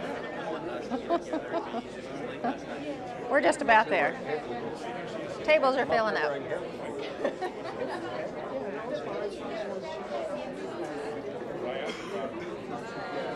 All right, let's go. Time to get this party started. Let's get going. All right, wasn't this morning just awesome? Woo! Learning together, right? Yes. All right. We've got a couple of program managers up here. Yes, Abby. I just have a couple things. So I need a microphone. I don't, oh. I don't know what happened to my microphone, man. Yep. So Dana Broach told me to use my mom voice. I don't think anybody wants to hear that. I'm a different kind of mom. So hey, folks, just as a couple quick housekeeping things. So there've been when the breakouts happened, some people went out to get coffee and kind of never came back. And so just as a courtesy to other people in your table groups, if you do need a bio break, go, but come back and be part of the conversation so we can really learn together. Pretty please with sugar on top. And then the other thing is that, again, because we are filming, so let's be real mindful that there's a lot of wires and it gets real distracting in the back if people congregate back there. So much love. Thank you. Back to your regularly scheduled program. All right. We have two program managers, Sean Mansfield, coming up here, and we have Cynthia Haley Cycle, but everybody knows her as C. Haley. Okay. They are going to talk about planning for the learning content management. And just one quick thing, after they get done with their spiel, it will be lunchtime. Don't forget to fill out your index cards with those 3 items. Tell us what is working, what is not working, and what have we missed. Okay, all yours. Need a microphone? Yes. So the index cards are specific to the morning session. I heard some people were wondering exactly what they pertain to. So it's what worked, what didn't work, and what we miss with the morning session. Leave them on your table. We will pick them up, and then this afternoon we'll repeat before you leave this afternoon. All right. We ready? Okay. Good morning, everybody. I'm the acting team manager for the training technology team. Most of the briefing this morning will be regarded to the LCMS, but I just want to give you a little bit about our team, what we're focused on for at least the next year, or while I have the privilege of being part of the team. Next slide, please. Oh, am I supposed to do this? Technology. I'm going to be challenged for sure. So I took over the team a couple months ago, and we established 3 major team goals that we wanted to try to accomplish this year and throughout 2018. The biggest one is identifying requirements. There's a real lack in the current requirements plus the future requirements, so we're working really hard to identify what you need now, but also how do we get the technology that we need in the future so that we can make a huge leap forward. The other thing we're trying to do is really set up an evaluation process for what technologies we use. We're working really closely with the Academy on this effort, Barbara and her team. We have a lot of pitches, a lot of companies coming in trying to sell us stuff. There's a lot of tools out there. There's a lot of tools to do the same thing. So how do we choose the right one? How do we choose one that's going to meet your needs now plus meet your needs in the future? So we're really trying to set up a process for that. And the other thing we're trying to do is get away from one-offs. We're trying to set up that as we do that evaluation process, how do we bring all this together into common tool sets so that each facility is not using a different tool, headquarters isn't using a different tool than the field. It's really, there's just a lot of stuff out there, and we're trying to consolidate it down as much as we can. It's not going to happen overnight. None of this is going to happen super fast, but we're trying to get there. Next slide, please. Oh, that's me, sorry. Okay, I told you I wasn't going to be able to do this. I'm part of the comedy routine today, too. So focus areas for our team, we, along with the 3 areas of where we want to, our goals, we're also trying to break it down into 3 focus areas. And the first one is training data management. And what we're trying to figure out is how do we collect not just tech ops, but air traffic, all the data and everything you collect in all different places, all different systems. How do we get all that into a common place so that it can be used effectively across the FAA? Training technology acquisition and planning. I talked a little bit about this on the previous slide, but how do we do it better? How do we really truly evaluate what we're trying to acquire and set up? Not just getting it, but what's the logistics trail behind it? And how does it fit into a longer term plan? And training content management, which is where we'll focus most today on the LCMS, but really, how do we get that content built, delivered, and out to you as quickly as possible and better? And that's me again. Okay, so let me jump right into, any questions on that before I jump into LCMS? Okay, LCMS, let me go back real quick because if you look at these 3 areas, the LCMS actually is going to be the foundation for meeting all these areas. When we talk about it, you'll probably think back to all 3 of these. Even though it's focused mostly in the content management, it's going to help us in the technology acquisition area. It's also going to help us in the training data management piece too. So let me focus on the left side, my left, your right. Why are we trying to get an LCMS? What are the FAA's biggest challenges? Right now we have a lot of tools out there. We have a lot of different development tools. We have a lot of software. Our training is being developed in multiple different ways. It's being stored in a lot of different places. We don't really have a good handle on where it is, what all it is, what's configured. Configuration management's a big issue. We don't really have a way of repurposing content, especially in the field facilities. So how do we reuse what we have?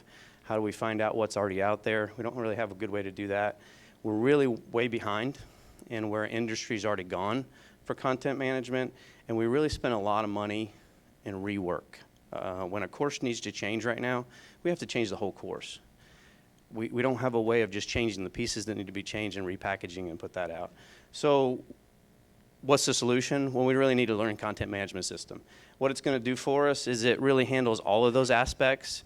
It helps us automate the process, helps us do reuse, helps us do targeted learning, help us get a common place for all the training to be captured.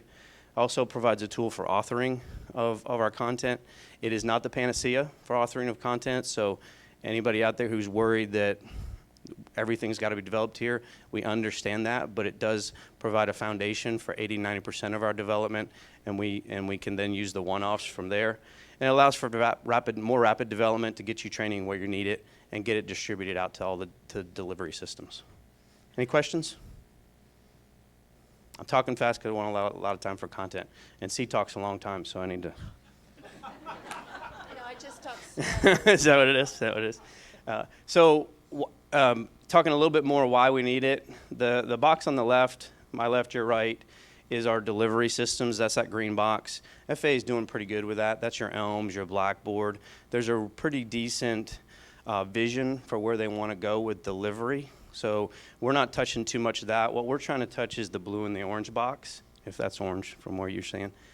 So the blue and orange box is where we develop and where we manage all of our content. So we're really trying to bring all of that into one system. Right now, that's being managed in multiple different places by a lot of different systems, a lot of different people. We're trying to take all of that and bring it into one place and consolidate it so then your delivery systems all receive their content from one place. So that's what we're trying to do. What's the benefits? Well, there's a lot on this slide. big things I want to talk to for you guys, for this crowd right here, is in the future, if you look on the far left up there in the top box, that's where we're trying to go. We're trying to create targeted training for all the learners. As we build this, as we get more content into the system, as we get more mature, the end goal is to be able to not have to deliver full courses to every student. We want to deliver targeted training, and that's our future goal. What we can do in the meantime is we're going to hopefully reduce time to training. We're going to improve our content repurposing, which means when content needs to be changed, we only change the pieces that need to be changed, and we repackage it and send it back out. We're also going to provide a single source for editing our content, publishing our content in multiple formats. There's just multiple benefits to this system that are going to solve a lot of your issues right now. We're also working along with the LCMS. I understand that a big challenge out there in the field is developing local content. If we can get this system on board, then you'll be able to reach into the LCMS for national level content, bring that current content to the field, add your local stuff to it, and rapidly be able to develop that local content that is now accurate. It's consistent across the FAA. Oh, hold on one second, let me finish my statement. And we're also working with, it's kind of timely, just had a big meeting with the Academy yesterday about a smaller system that we're going to use immediately to get to the field to help you develop local content that'll be collaborative with the LCMS. So, yes, sir. What was your question?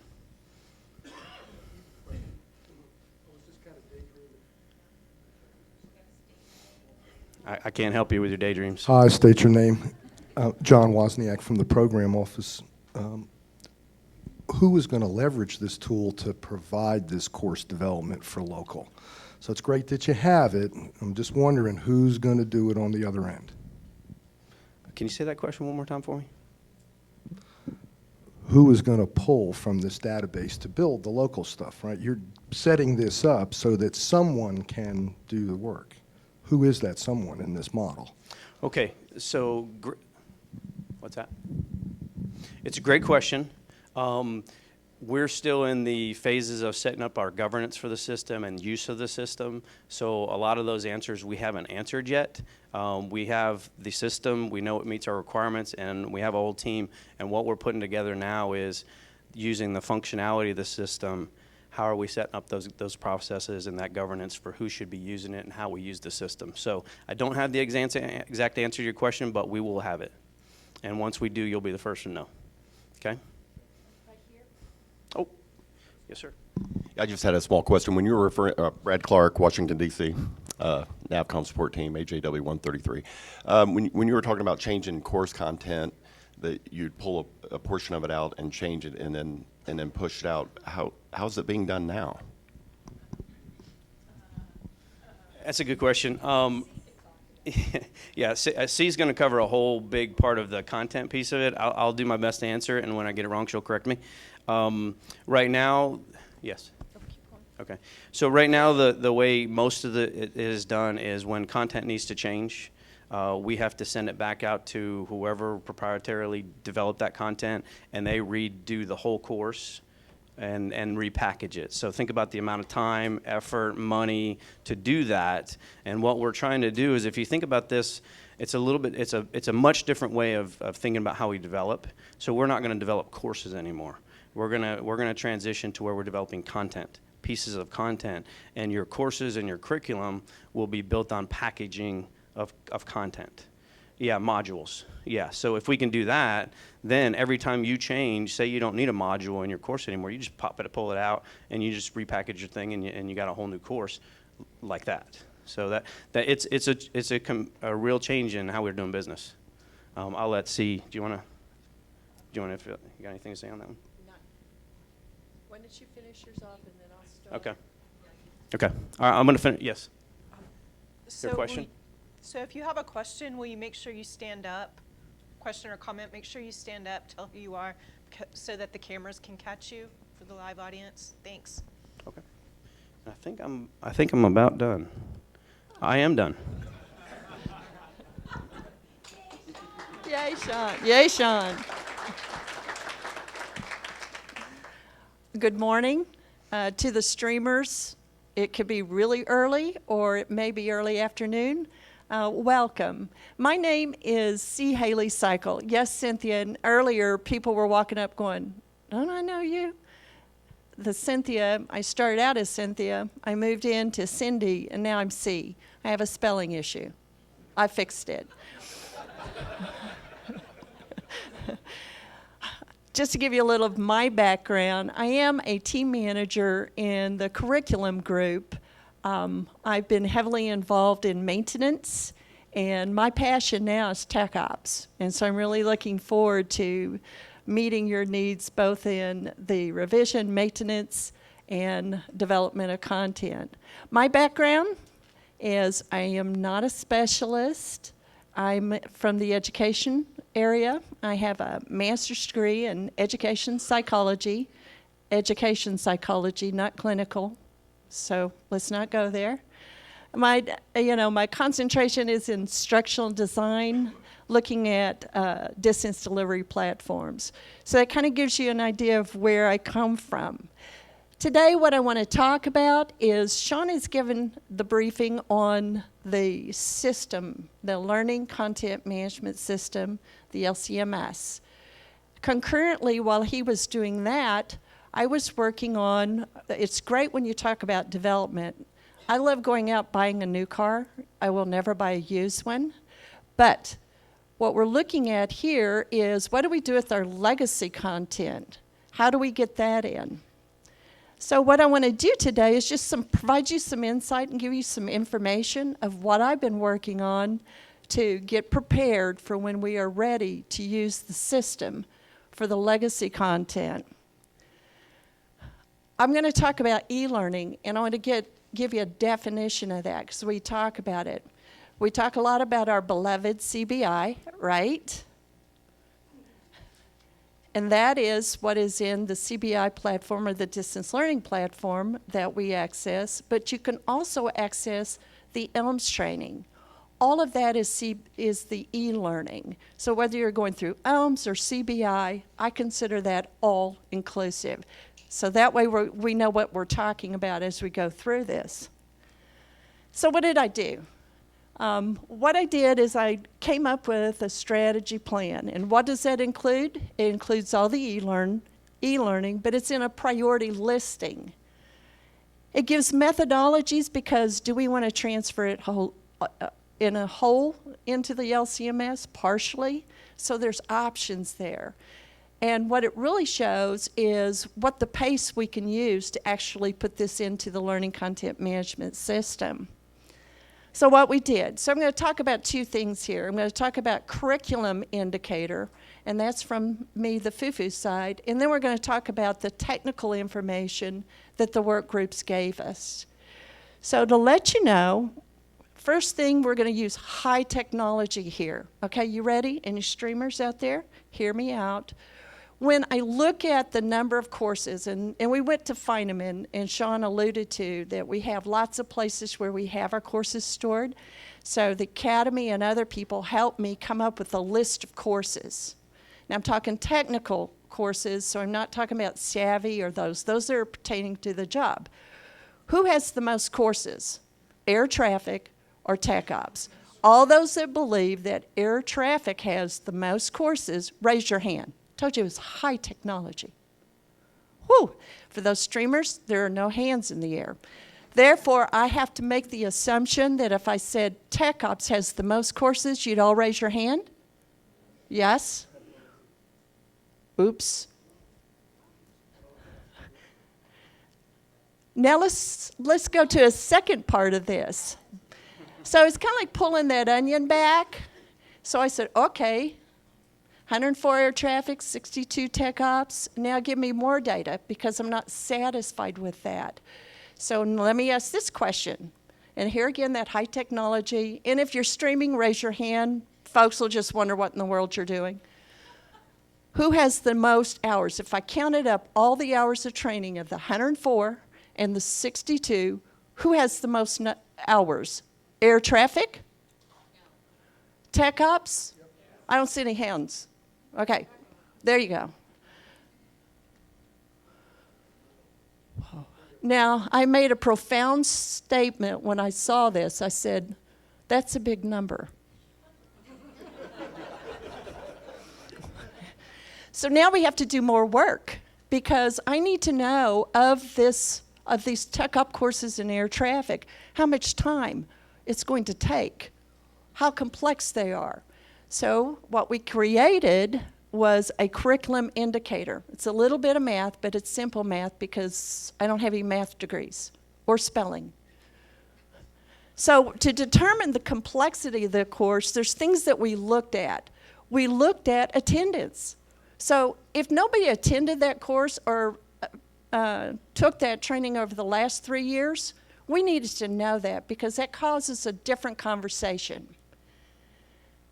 Assessment strategy. If it is a multiple choice questions, it's easier to rebuild than if it's scenario based. Complexity of the rebuild takes in account, do we have the graphics? Do we have source code? Do we have animations? Interactivity, what I'm talking about there is if it's a page turner, that's easier than if it has engagement in it. But we needed to know all this so that I could give a numerical value to where I could start prioritizing, because that tells me time. Then concurrently, we were working to form work groups. And this work group was just limited because there's just a little bit of information I wanted to add on top of this. Think of this as we were triaging all of these to be able to come up with what that list looks like. So the work group inputs that we got, and we had lots of various people, and there are a couple in the room here.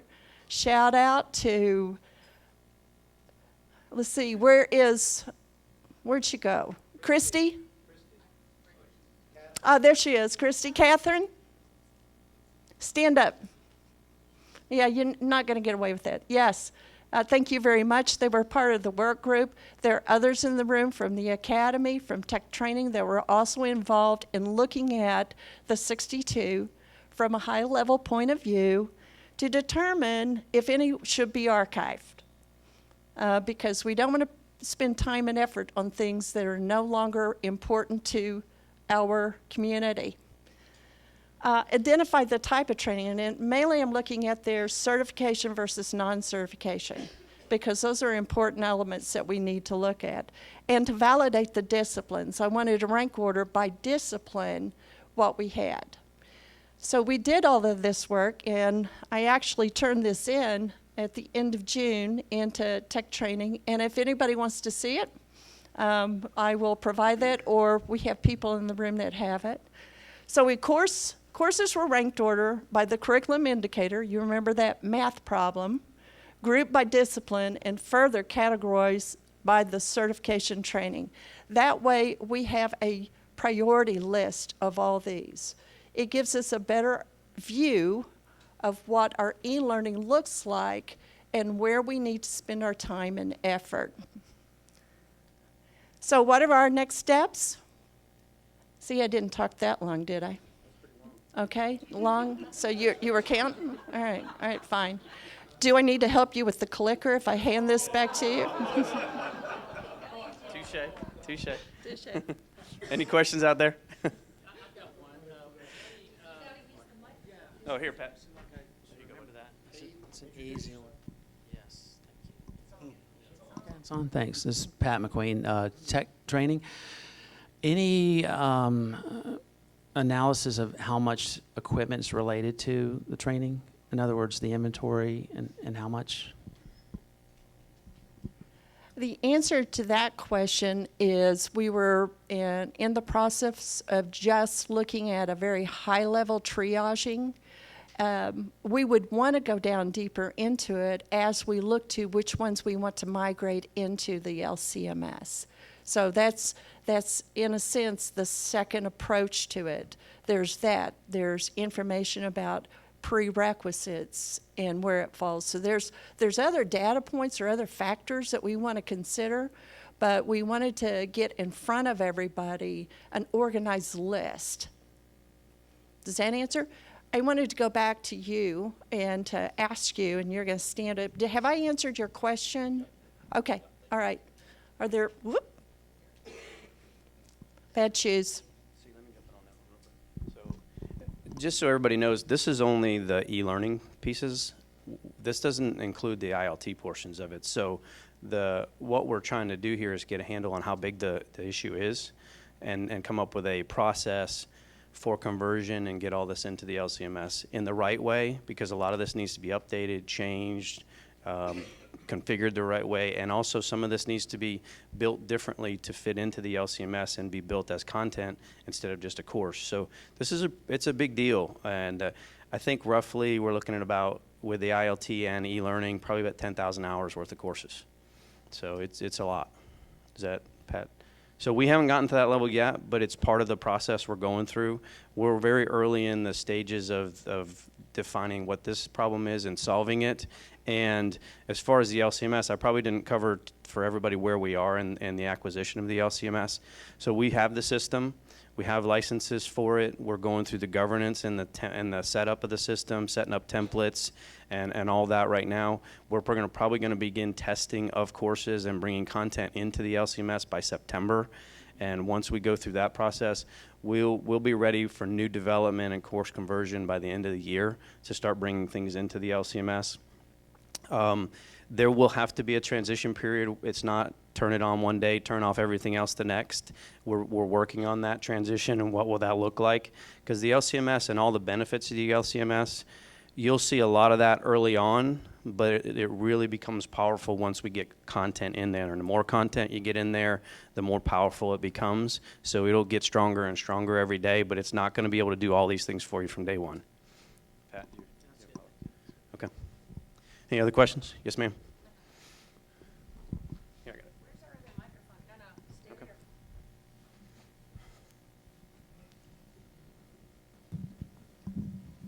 Abby Smith, technical training.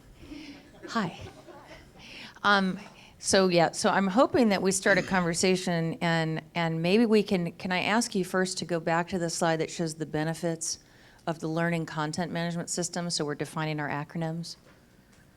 Because I think we need to say learning content management system a couple times to get that synaptic, go there, no, it was that fun graphic slide. The fun graphic, there, that one's more fun. So Sean, can you, and C, can you guys talk a little bit? So we're calling it a system. Is it really a box? I mean, what is it? And how does it work? Can we talk a little bit more about that? Yes, great question. So thanks. What I have to say that, she's my boss.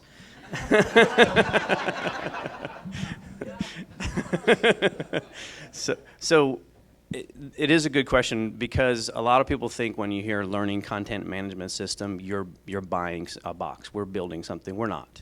This is commercial off-the-shelf technology. There's many different companies that do that. It's software. We're essentially buying software, and the reason they call it a system is because of all the functionality associated with it, and it fits within the complete continuum of training development. So ELMS, the e-learning management system, that's software also. It's the software you use every day to go take your courses. So we're not building anything. We've purchased software, but the way we've purchased it is we're trying to leap forward. We're not purchasing software where we put it on our own servers and host on our own servers. We're doing this as a software as a service. We're using IBM system, and a lot of people are all wondering why we chose this one. I'll give you the answer to that, because there's only two systems out there, or two packages of learning content management software that are willing to go through FedRAMP approval, which is something we needed to have to take us into the future. If we were to buy something and just stick it on some server somewhere, then we don't solve our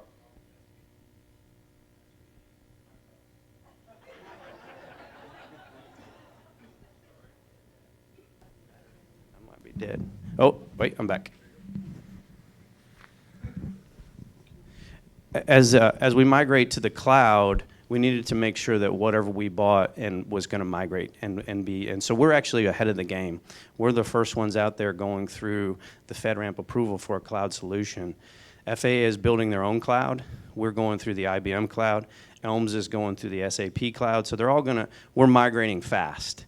And we chose that system because it was one of two that were willing to go through that process with us, and the other system is not as mature and did not meet all our needs. So we're selecting the best we can, and why I always equate this when I'm talking to crowds is we've bought a Ferrari, and we want to drive it like a Ferrari. So we are going through the work to make sure that we understand how powerful this system is. We build processes that leverage the system, not put our processes onto the system and dumb it down. So a very, very important point that we are not building anything. We're buying software, and we're linking that software with our databases, with our delivery systems, et cetera. Did I answer your question, Abby? Okay. Did you want to say anything about that?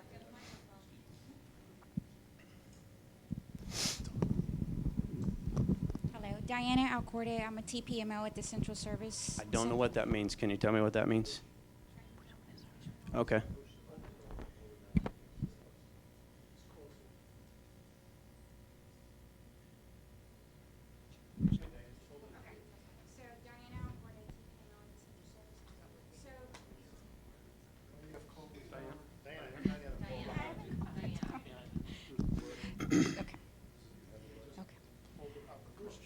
Diana Alcorte, TPMO at the Central Service Center. So is this LCMS going to replace CBI, the CBI terminals? How would a user access a course through the LCMS? Okay, I'm going to throw a softball to my friend and partner over here, Barbara King, and I'm going to say no, but I'm going to let her give you the real answer to that.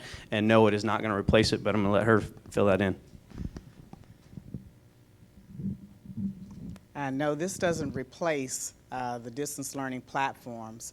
As you all, as it's referred to as CBI, the distance learning platforms are nothing more than a computer. And so once this content migrates to the LCMS, those distance learning platforms that are in the field, they will remain there. There is some other usefulness. Sean and I are working on several other initiatives. And so the boxes will stay there in the field facilities. The content will move over. Does that answer your question?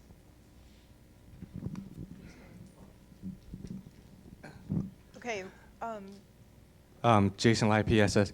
So when you develop the content for the LCMS, are you just transferring the old content over into it, or are you going to redevelop a new program? Because you said you're building a Ferrari. So the correspondence course that was developed in the 70s was a Ferrari then, and now it's not. So let's think about the future when we develop this program, that when the technicians 15 years from now are seeing it, that it's as entertaining as it is today. Can we do that? What you're talking about is how we design the content. To parrot back what you were talking about, the design of the content. Yeah, the design and the information, because the courses that our new technicians are taking now that were designed in the 70s are, they're sleeping material, right? We all took Savvy and ISS, and it was really painful 5 years ago, and it's gotten a little better now. So can we do that when we're building this Ferrari for the LCMS? As it pertains to the legacy content that I alluded to with the CBIs, and I use the term rebuild, when we rebuild that using this new software, because what we're trying to do is get away from having so many different places and so many different kinds of software to use to where we can become more efficient. So when we're doing this and looking at this, I promise you instructional designers want to make sure it's more engaging and more motivating and stimulating to the learner. So those things will be looked at as we do this. I think the other thing you're going to see as we do this too is we're going to start thinking about learning in a whole different way. And with access to all the technology solutions that we're trying to bring online, this isn't the only one. We're really starting to try to leverage Blackboard more. We're starting to leverage the distance learning platforms more. So all these things are out there, and they aren't tied together. We're trying to build that picture, tie them all together, and that's going to change fundamentally how a lot of how those courses are being developed. And you have a lot of courses. We just had this conversation yesterday. There's a lot of courses where there's base material that's being taught in many of them. We're rethinking that whole process and going to e-learning and other ways of delivering basic material and lowering down how much you need to do at the academy, those kind of things. So all of that is being taken into consideration. This is just the catalyst for it and kind of the engine behind it. But yes, we're trying to do that. Okay. Buddy Wilson, who is WSA Denver OSM. Buddy, thanks so much for the acronyms. Denver prototyped a video training course for CD2. CD2, what's that? Common Digitizer. Good job, people. Very successful, and all techs are now certified. The Academy and Safety and Technical Training invested in this form of training, but no further classes have been conducted. We have a real need for concept courses, especially automation. We, in Denver, would find great value in this type of training. We will continue to volunteer to be test district for any training developed. Just want to hear what support there is from Safety and Technical Training. Yeah, I'm going to hand that over to Abby.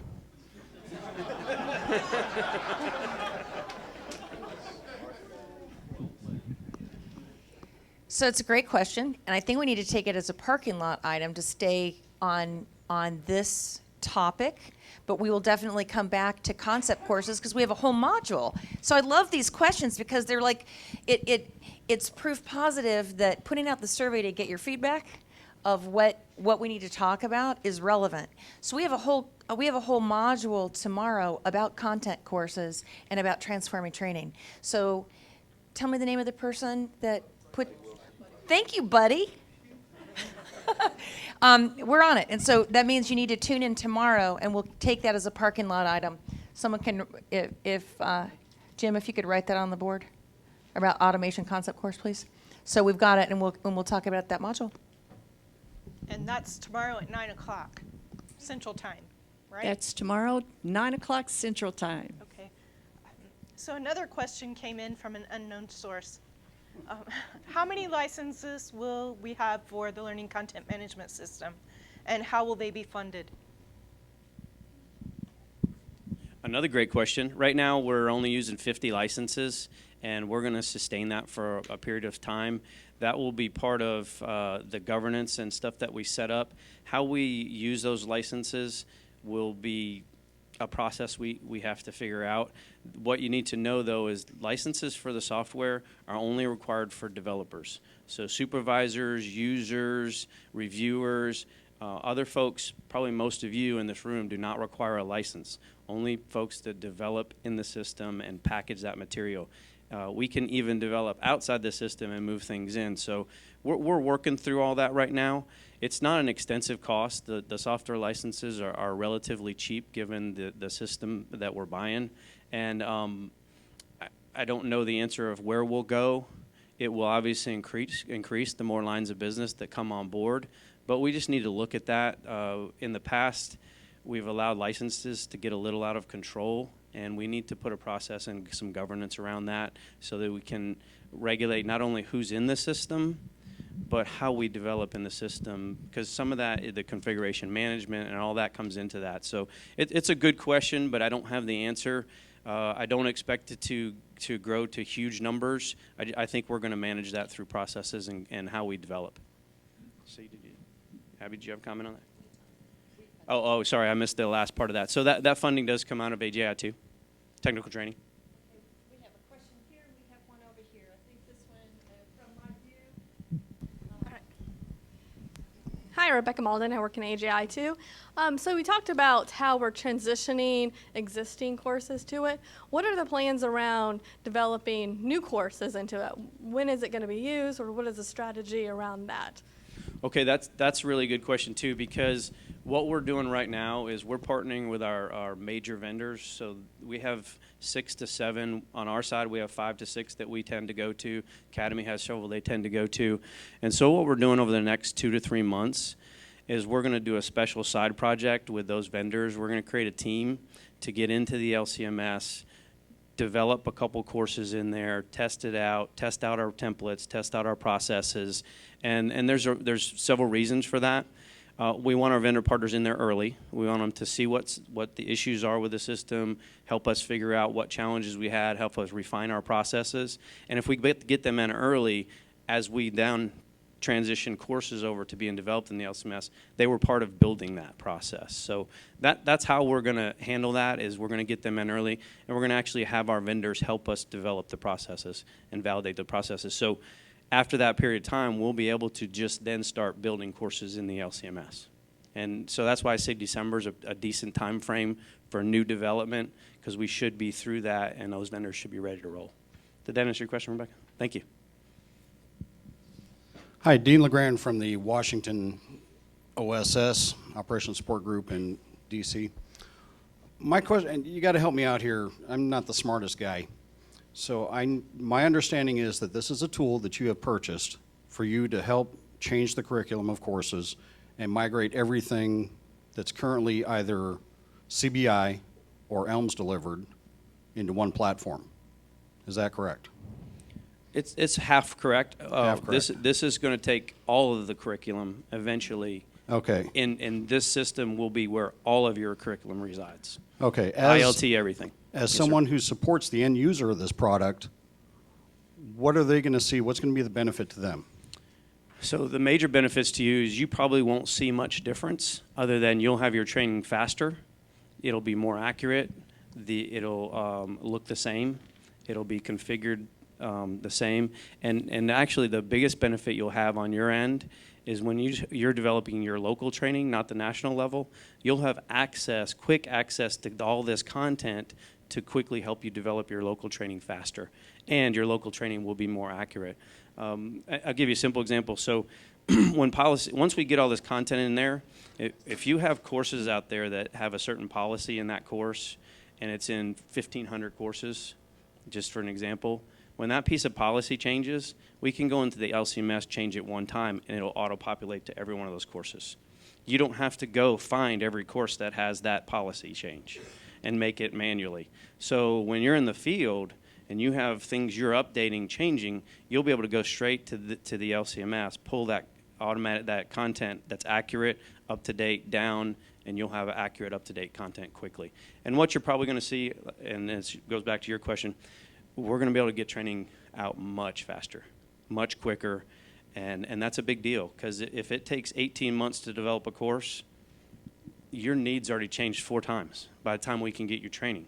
If we can get it to you in 2 to 3 months, a month, whatever, because what we're changing, when you have a new need, the whole course hasn't changed. You probably have just a small piece of it that's changed, or 2 or 3 pieces that's changed. We'll be able to rapidly go in there and make those small changes, repackage your course, and fire it back out to you. So it's a significant change in business, and you're not going to see any different where you get your delivery, except for when we start going to more e-learning type training. You may see a difference there, but that's not related to this. That's related to how we develop training to deliver it. Does that answer your question? Yes. Okay. Yeah, C, do you have anything to say on that?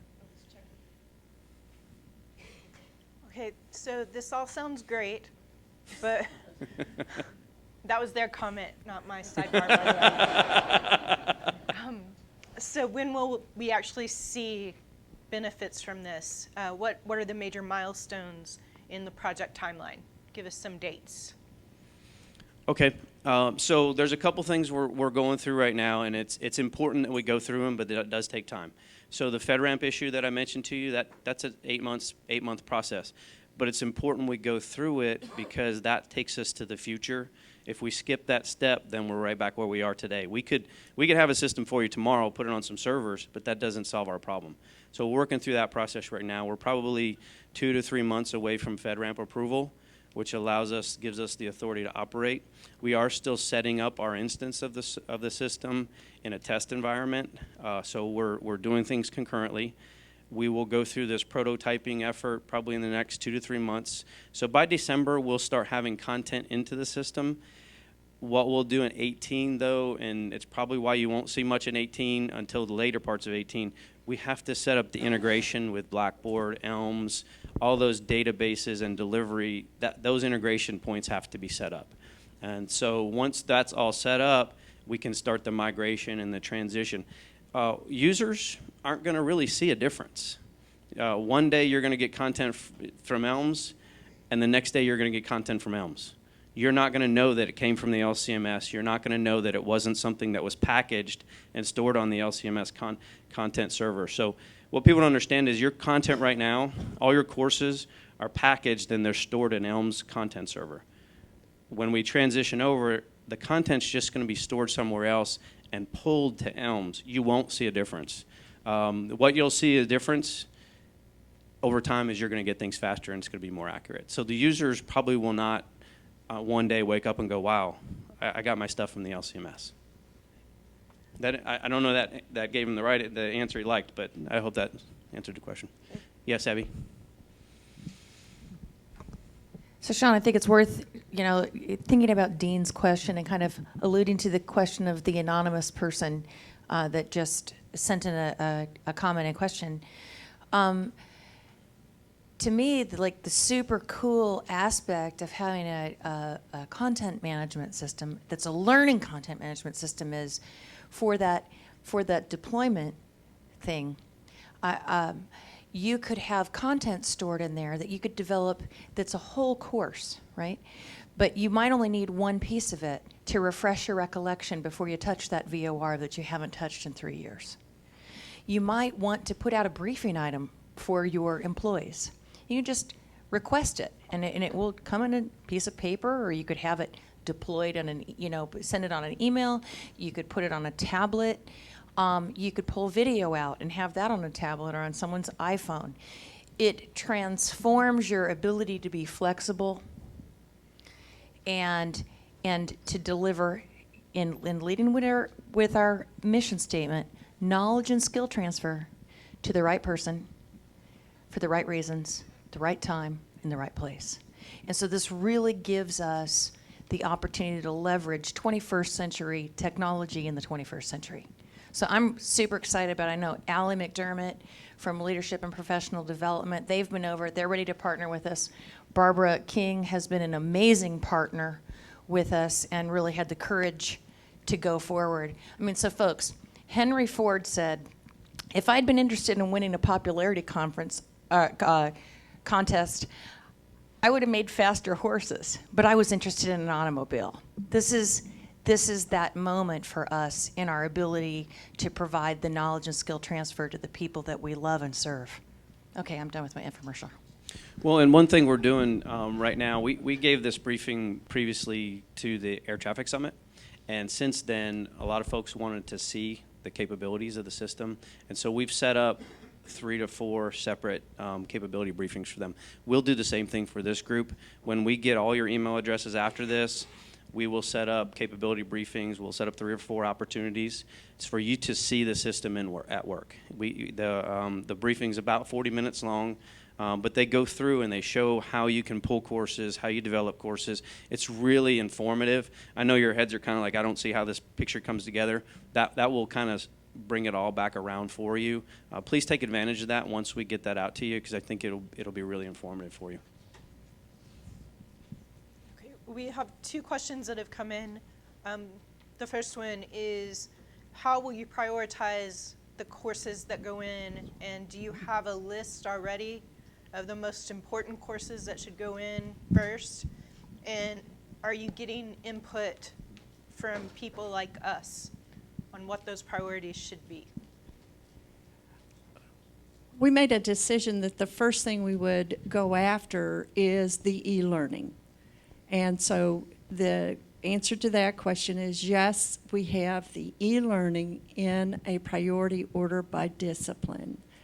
And yes, we had several people looking at it from that high-level view to assist us to rank order those. We haven't gone into that deep dive yet. I want to set that up there.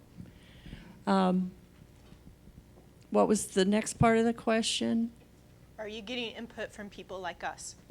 Yes, we got input from the tech ops. There are two that are here in the room. Would you stand up again? Come on, girl. Where? Okay, no, you don't get out of it too. Yes. They were part of the work group that went through just the e-learning for us to prioritize that. Just kind of like a little infomercial is tomorrow afternoon we're going to be talking to you about training risk assessment and how we are going to try to come up with a priority listing for the beloved 500 plus courses that are associated with tech ops. And major drivers to that is, and I know this is going to be a shocker, but we don't have enough resources, time, and money to do everything. So we're trying to lean forward and look to having an assessment against all the courses to where that we can put the right people against those right courses and get them out to you as quickly as possible. Are there other government agencies using learning content management systems? If so, have we reached out to them for any lessons learned, process issues, deployment concerns, time and resources used, etc.? Yes, there are. It actually was a congressional mandate for federal agencies to get a learning content management system. The one we're using is being used across several different agencies. Department of Homeland Defense is using it, the Air Force is using it, the Navy is using it in different pieces of their organizations because they're very large. So we have reached to them, and actually we reached to them long before we chose this as our system. FEMA was one of our big partners. This system's also being used for all the C-130 training for the Air Force, which is really awesome. The capabilities that they've been able to put out through the LCMS is really excellent. So as we build, I keep talking about our governance and templates, a lot of that is based on lessons learned from other organizations. I won't say that they're that far ahead of us, though. They're months to a year ahead of us, so we are learning some of those lessons from them, but we're also trying to catch up very quickly by taking their lessons learned. And once we get FedRAMP approval, we're probably going to be caught up with most of the other agencies that are already using it. But it seems to be very effective. Each one of them has a little different mission than us and a little bit different way of deploying things, so we have to tailor ours that way. But yes, we are leveraging a lot of lessons learned across the other agencies. And I can provide a list of those for whoever asked that question if you can send me that. There's a long list. Yes. My name is Diane Montgomery. I am one of 4 team members on the quota management team out of AJI.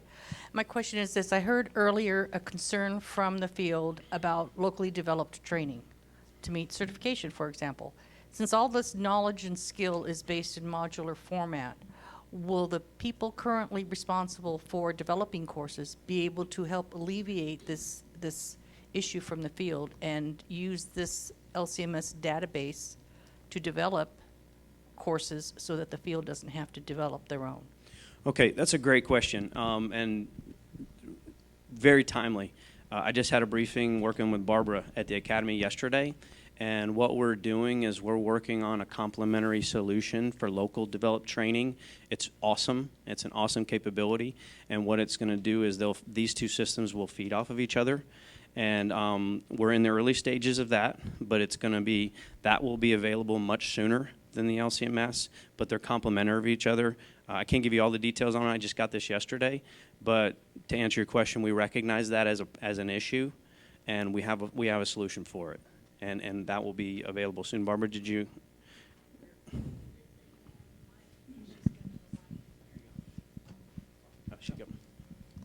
We are hoping to have that ready for deployment about the first quarter of FY18.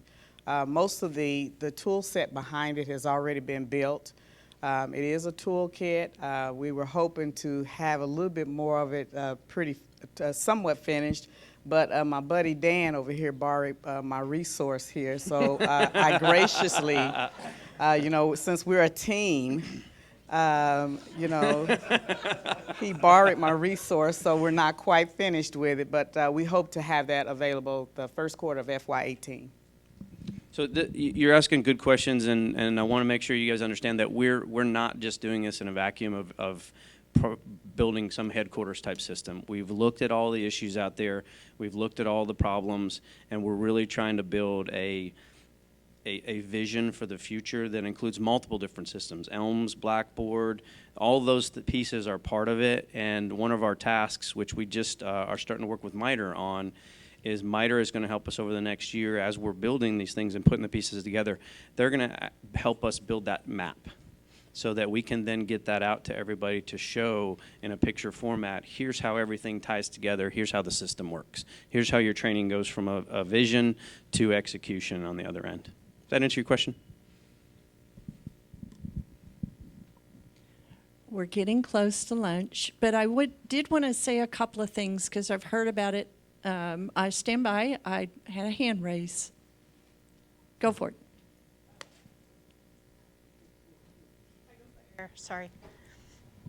Why 2 tools, and can the field use the learning content management system? Say again?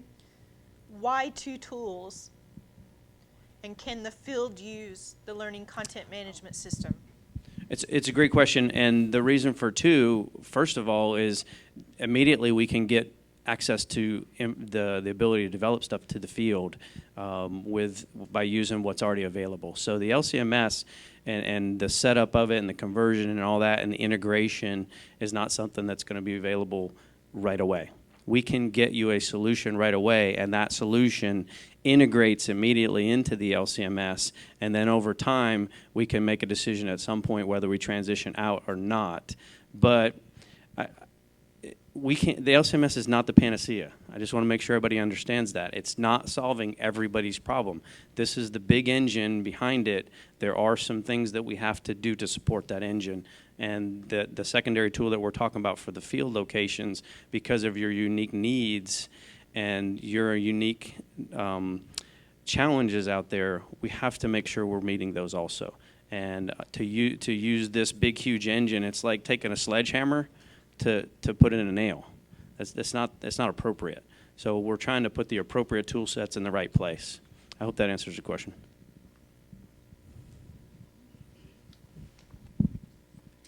And in closing, I do want to point out, we've talked about earlier today recurrent training.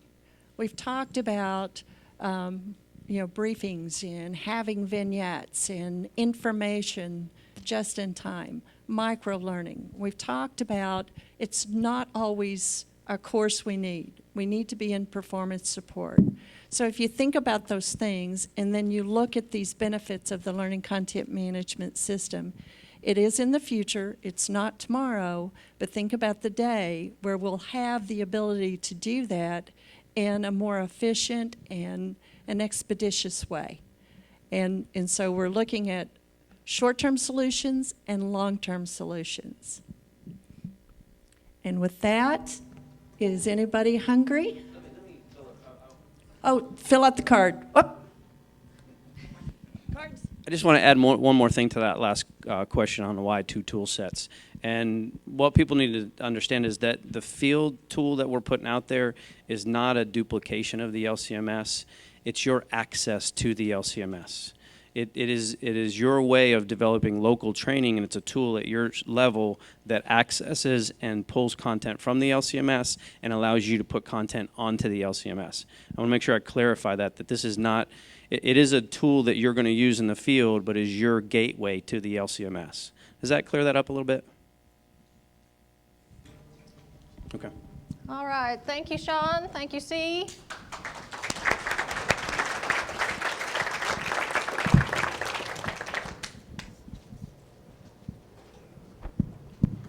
I'll just set it down. Okay. Don't forget your index cards. Tell us what is working, what is not working, and what have we missed in this morning session. Leave your cards on your table. We will pick them up while you were gone. Anybody hungry? Yes. All right. You'll have to go out the door, hang a right, hang a left, cross the street. There's no tractor, so I can't tell you. At the tractor, turn left. At the cow, stop. Be back at 12:30. 6:30, sharp.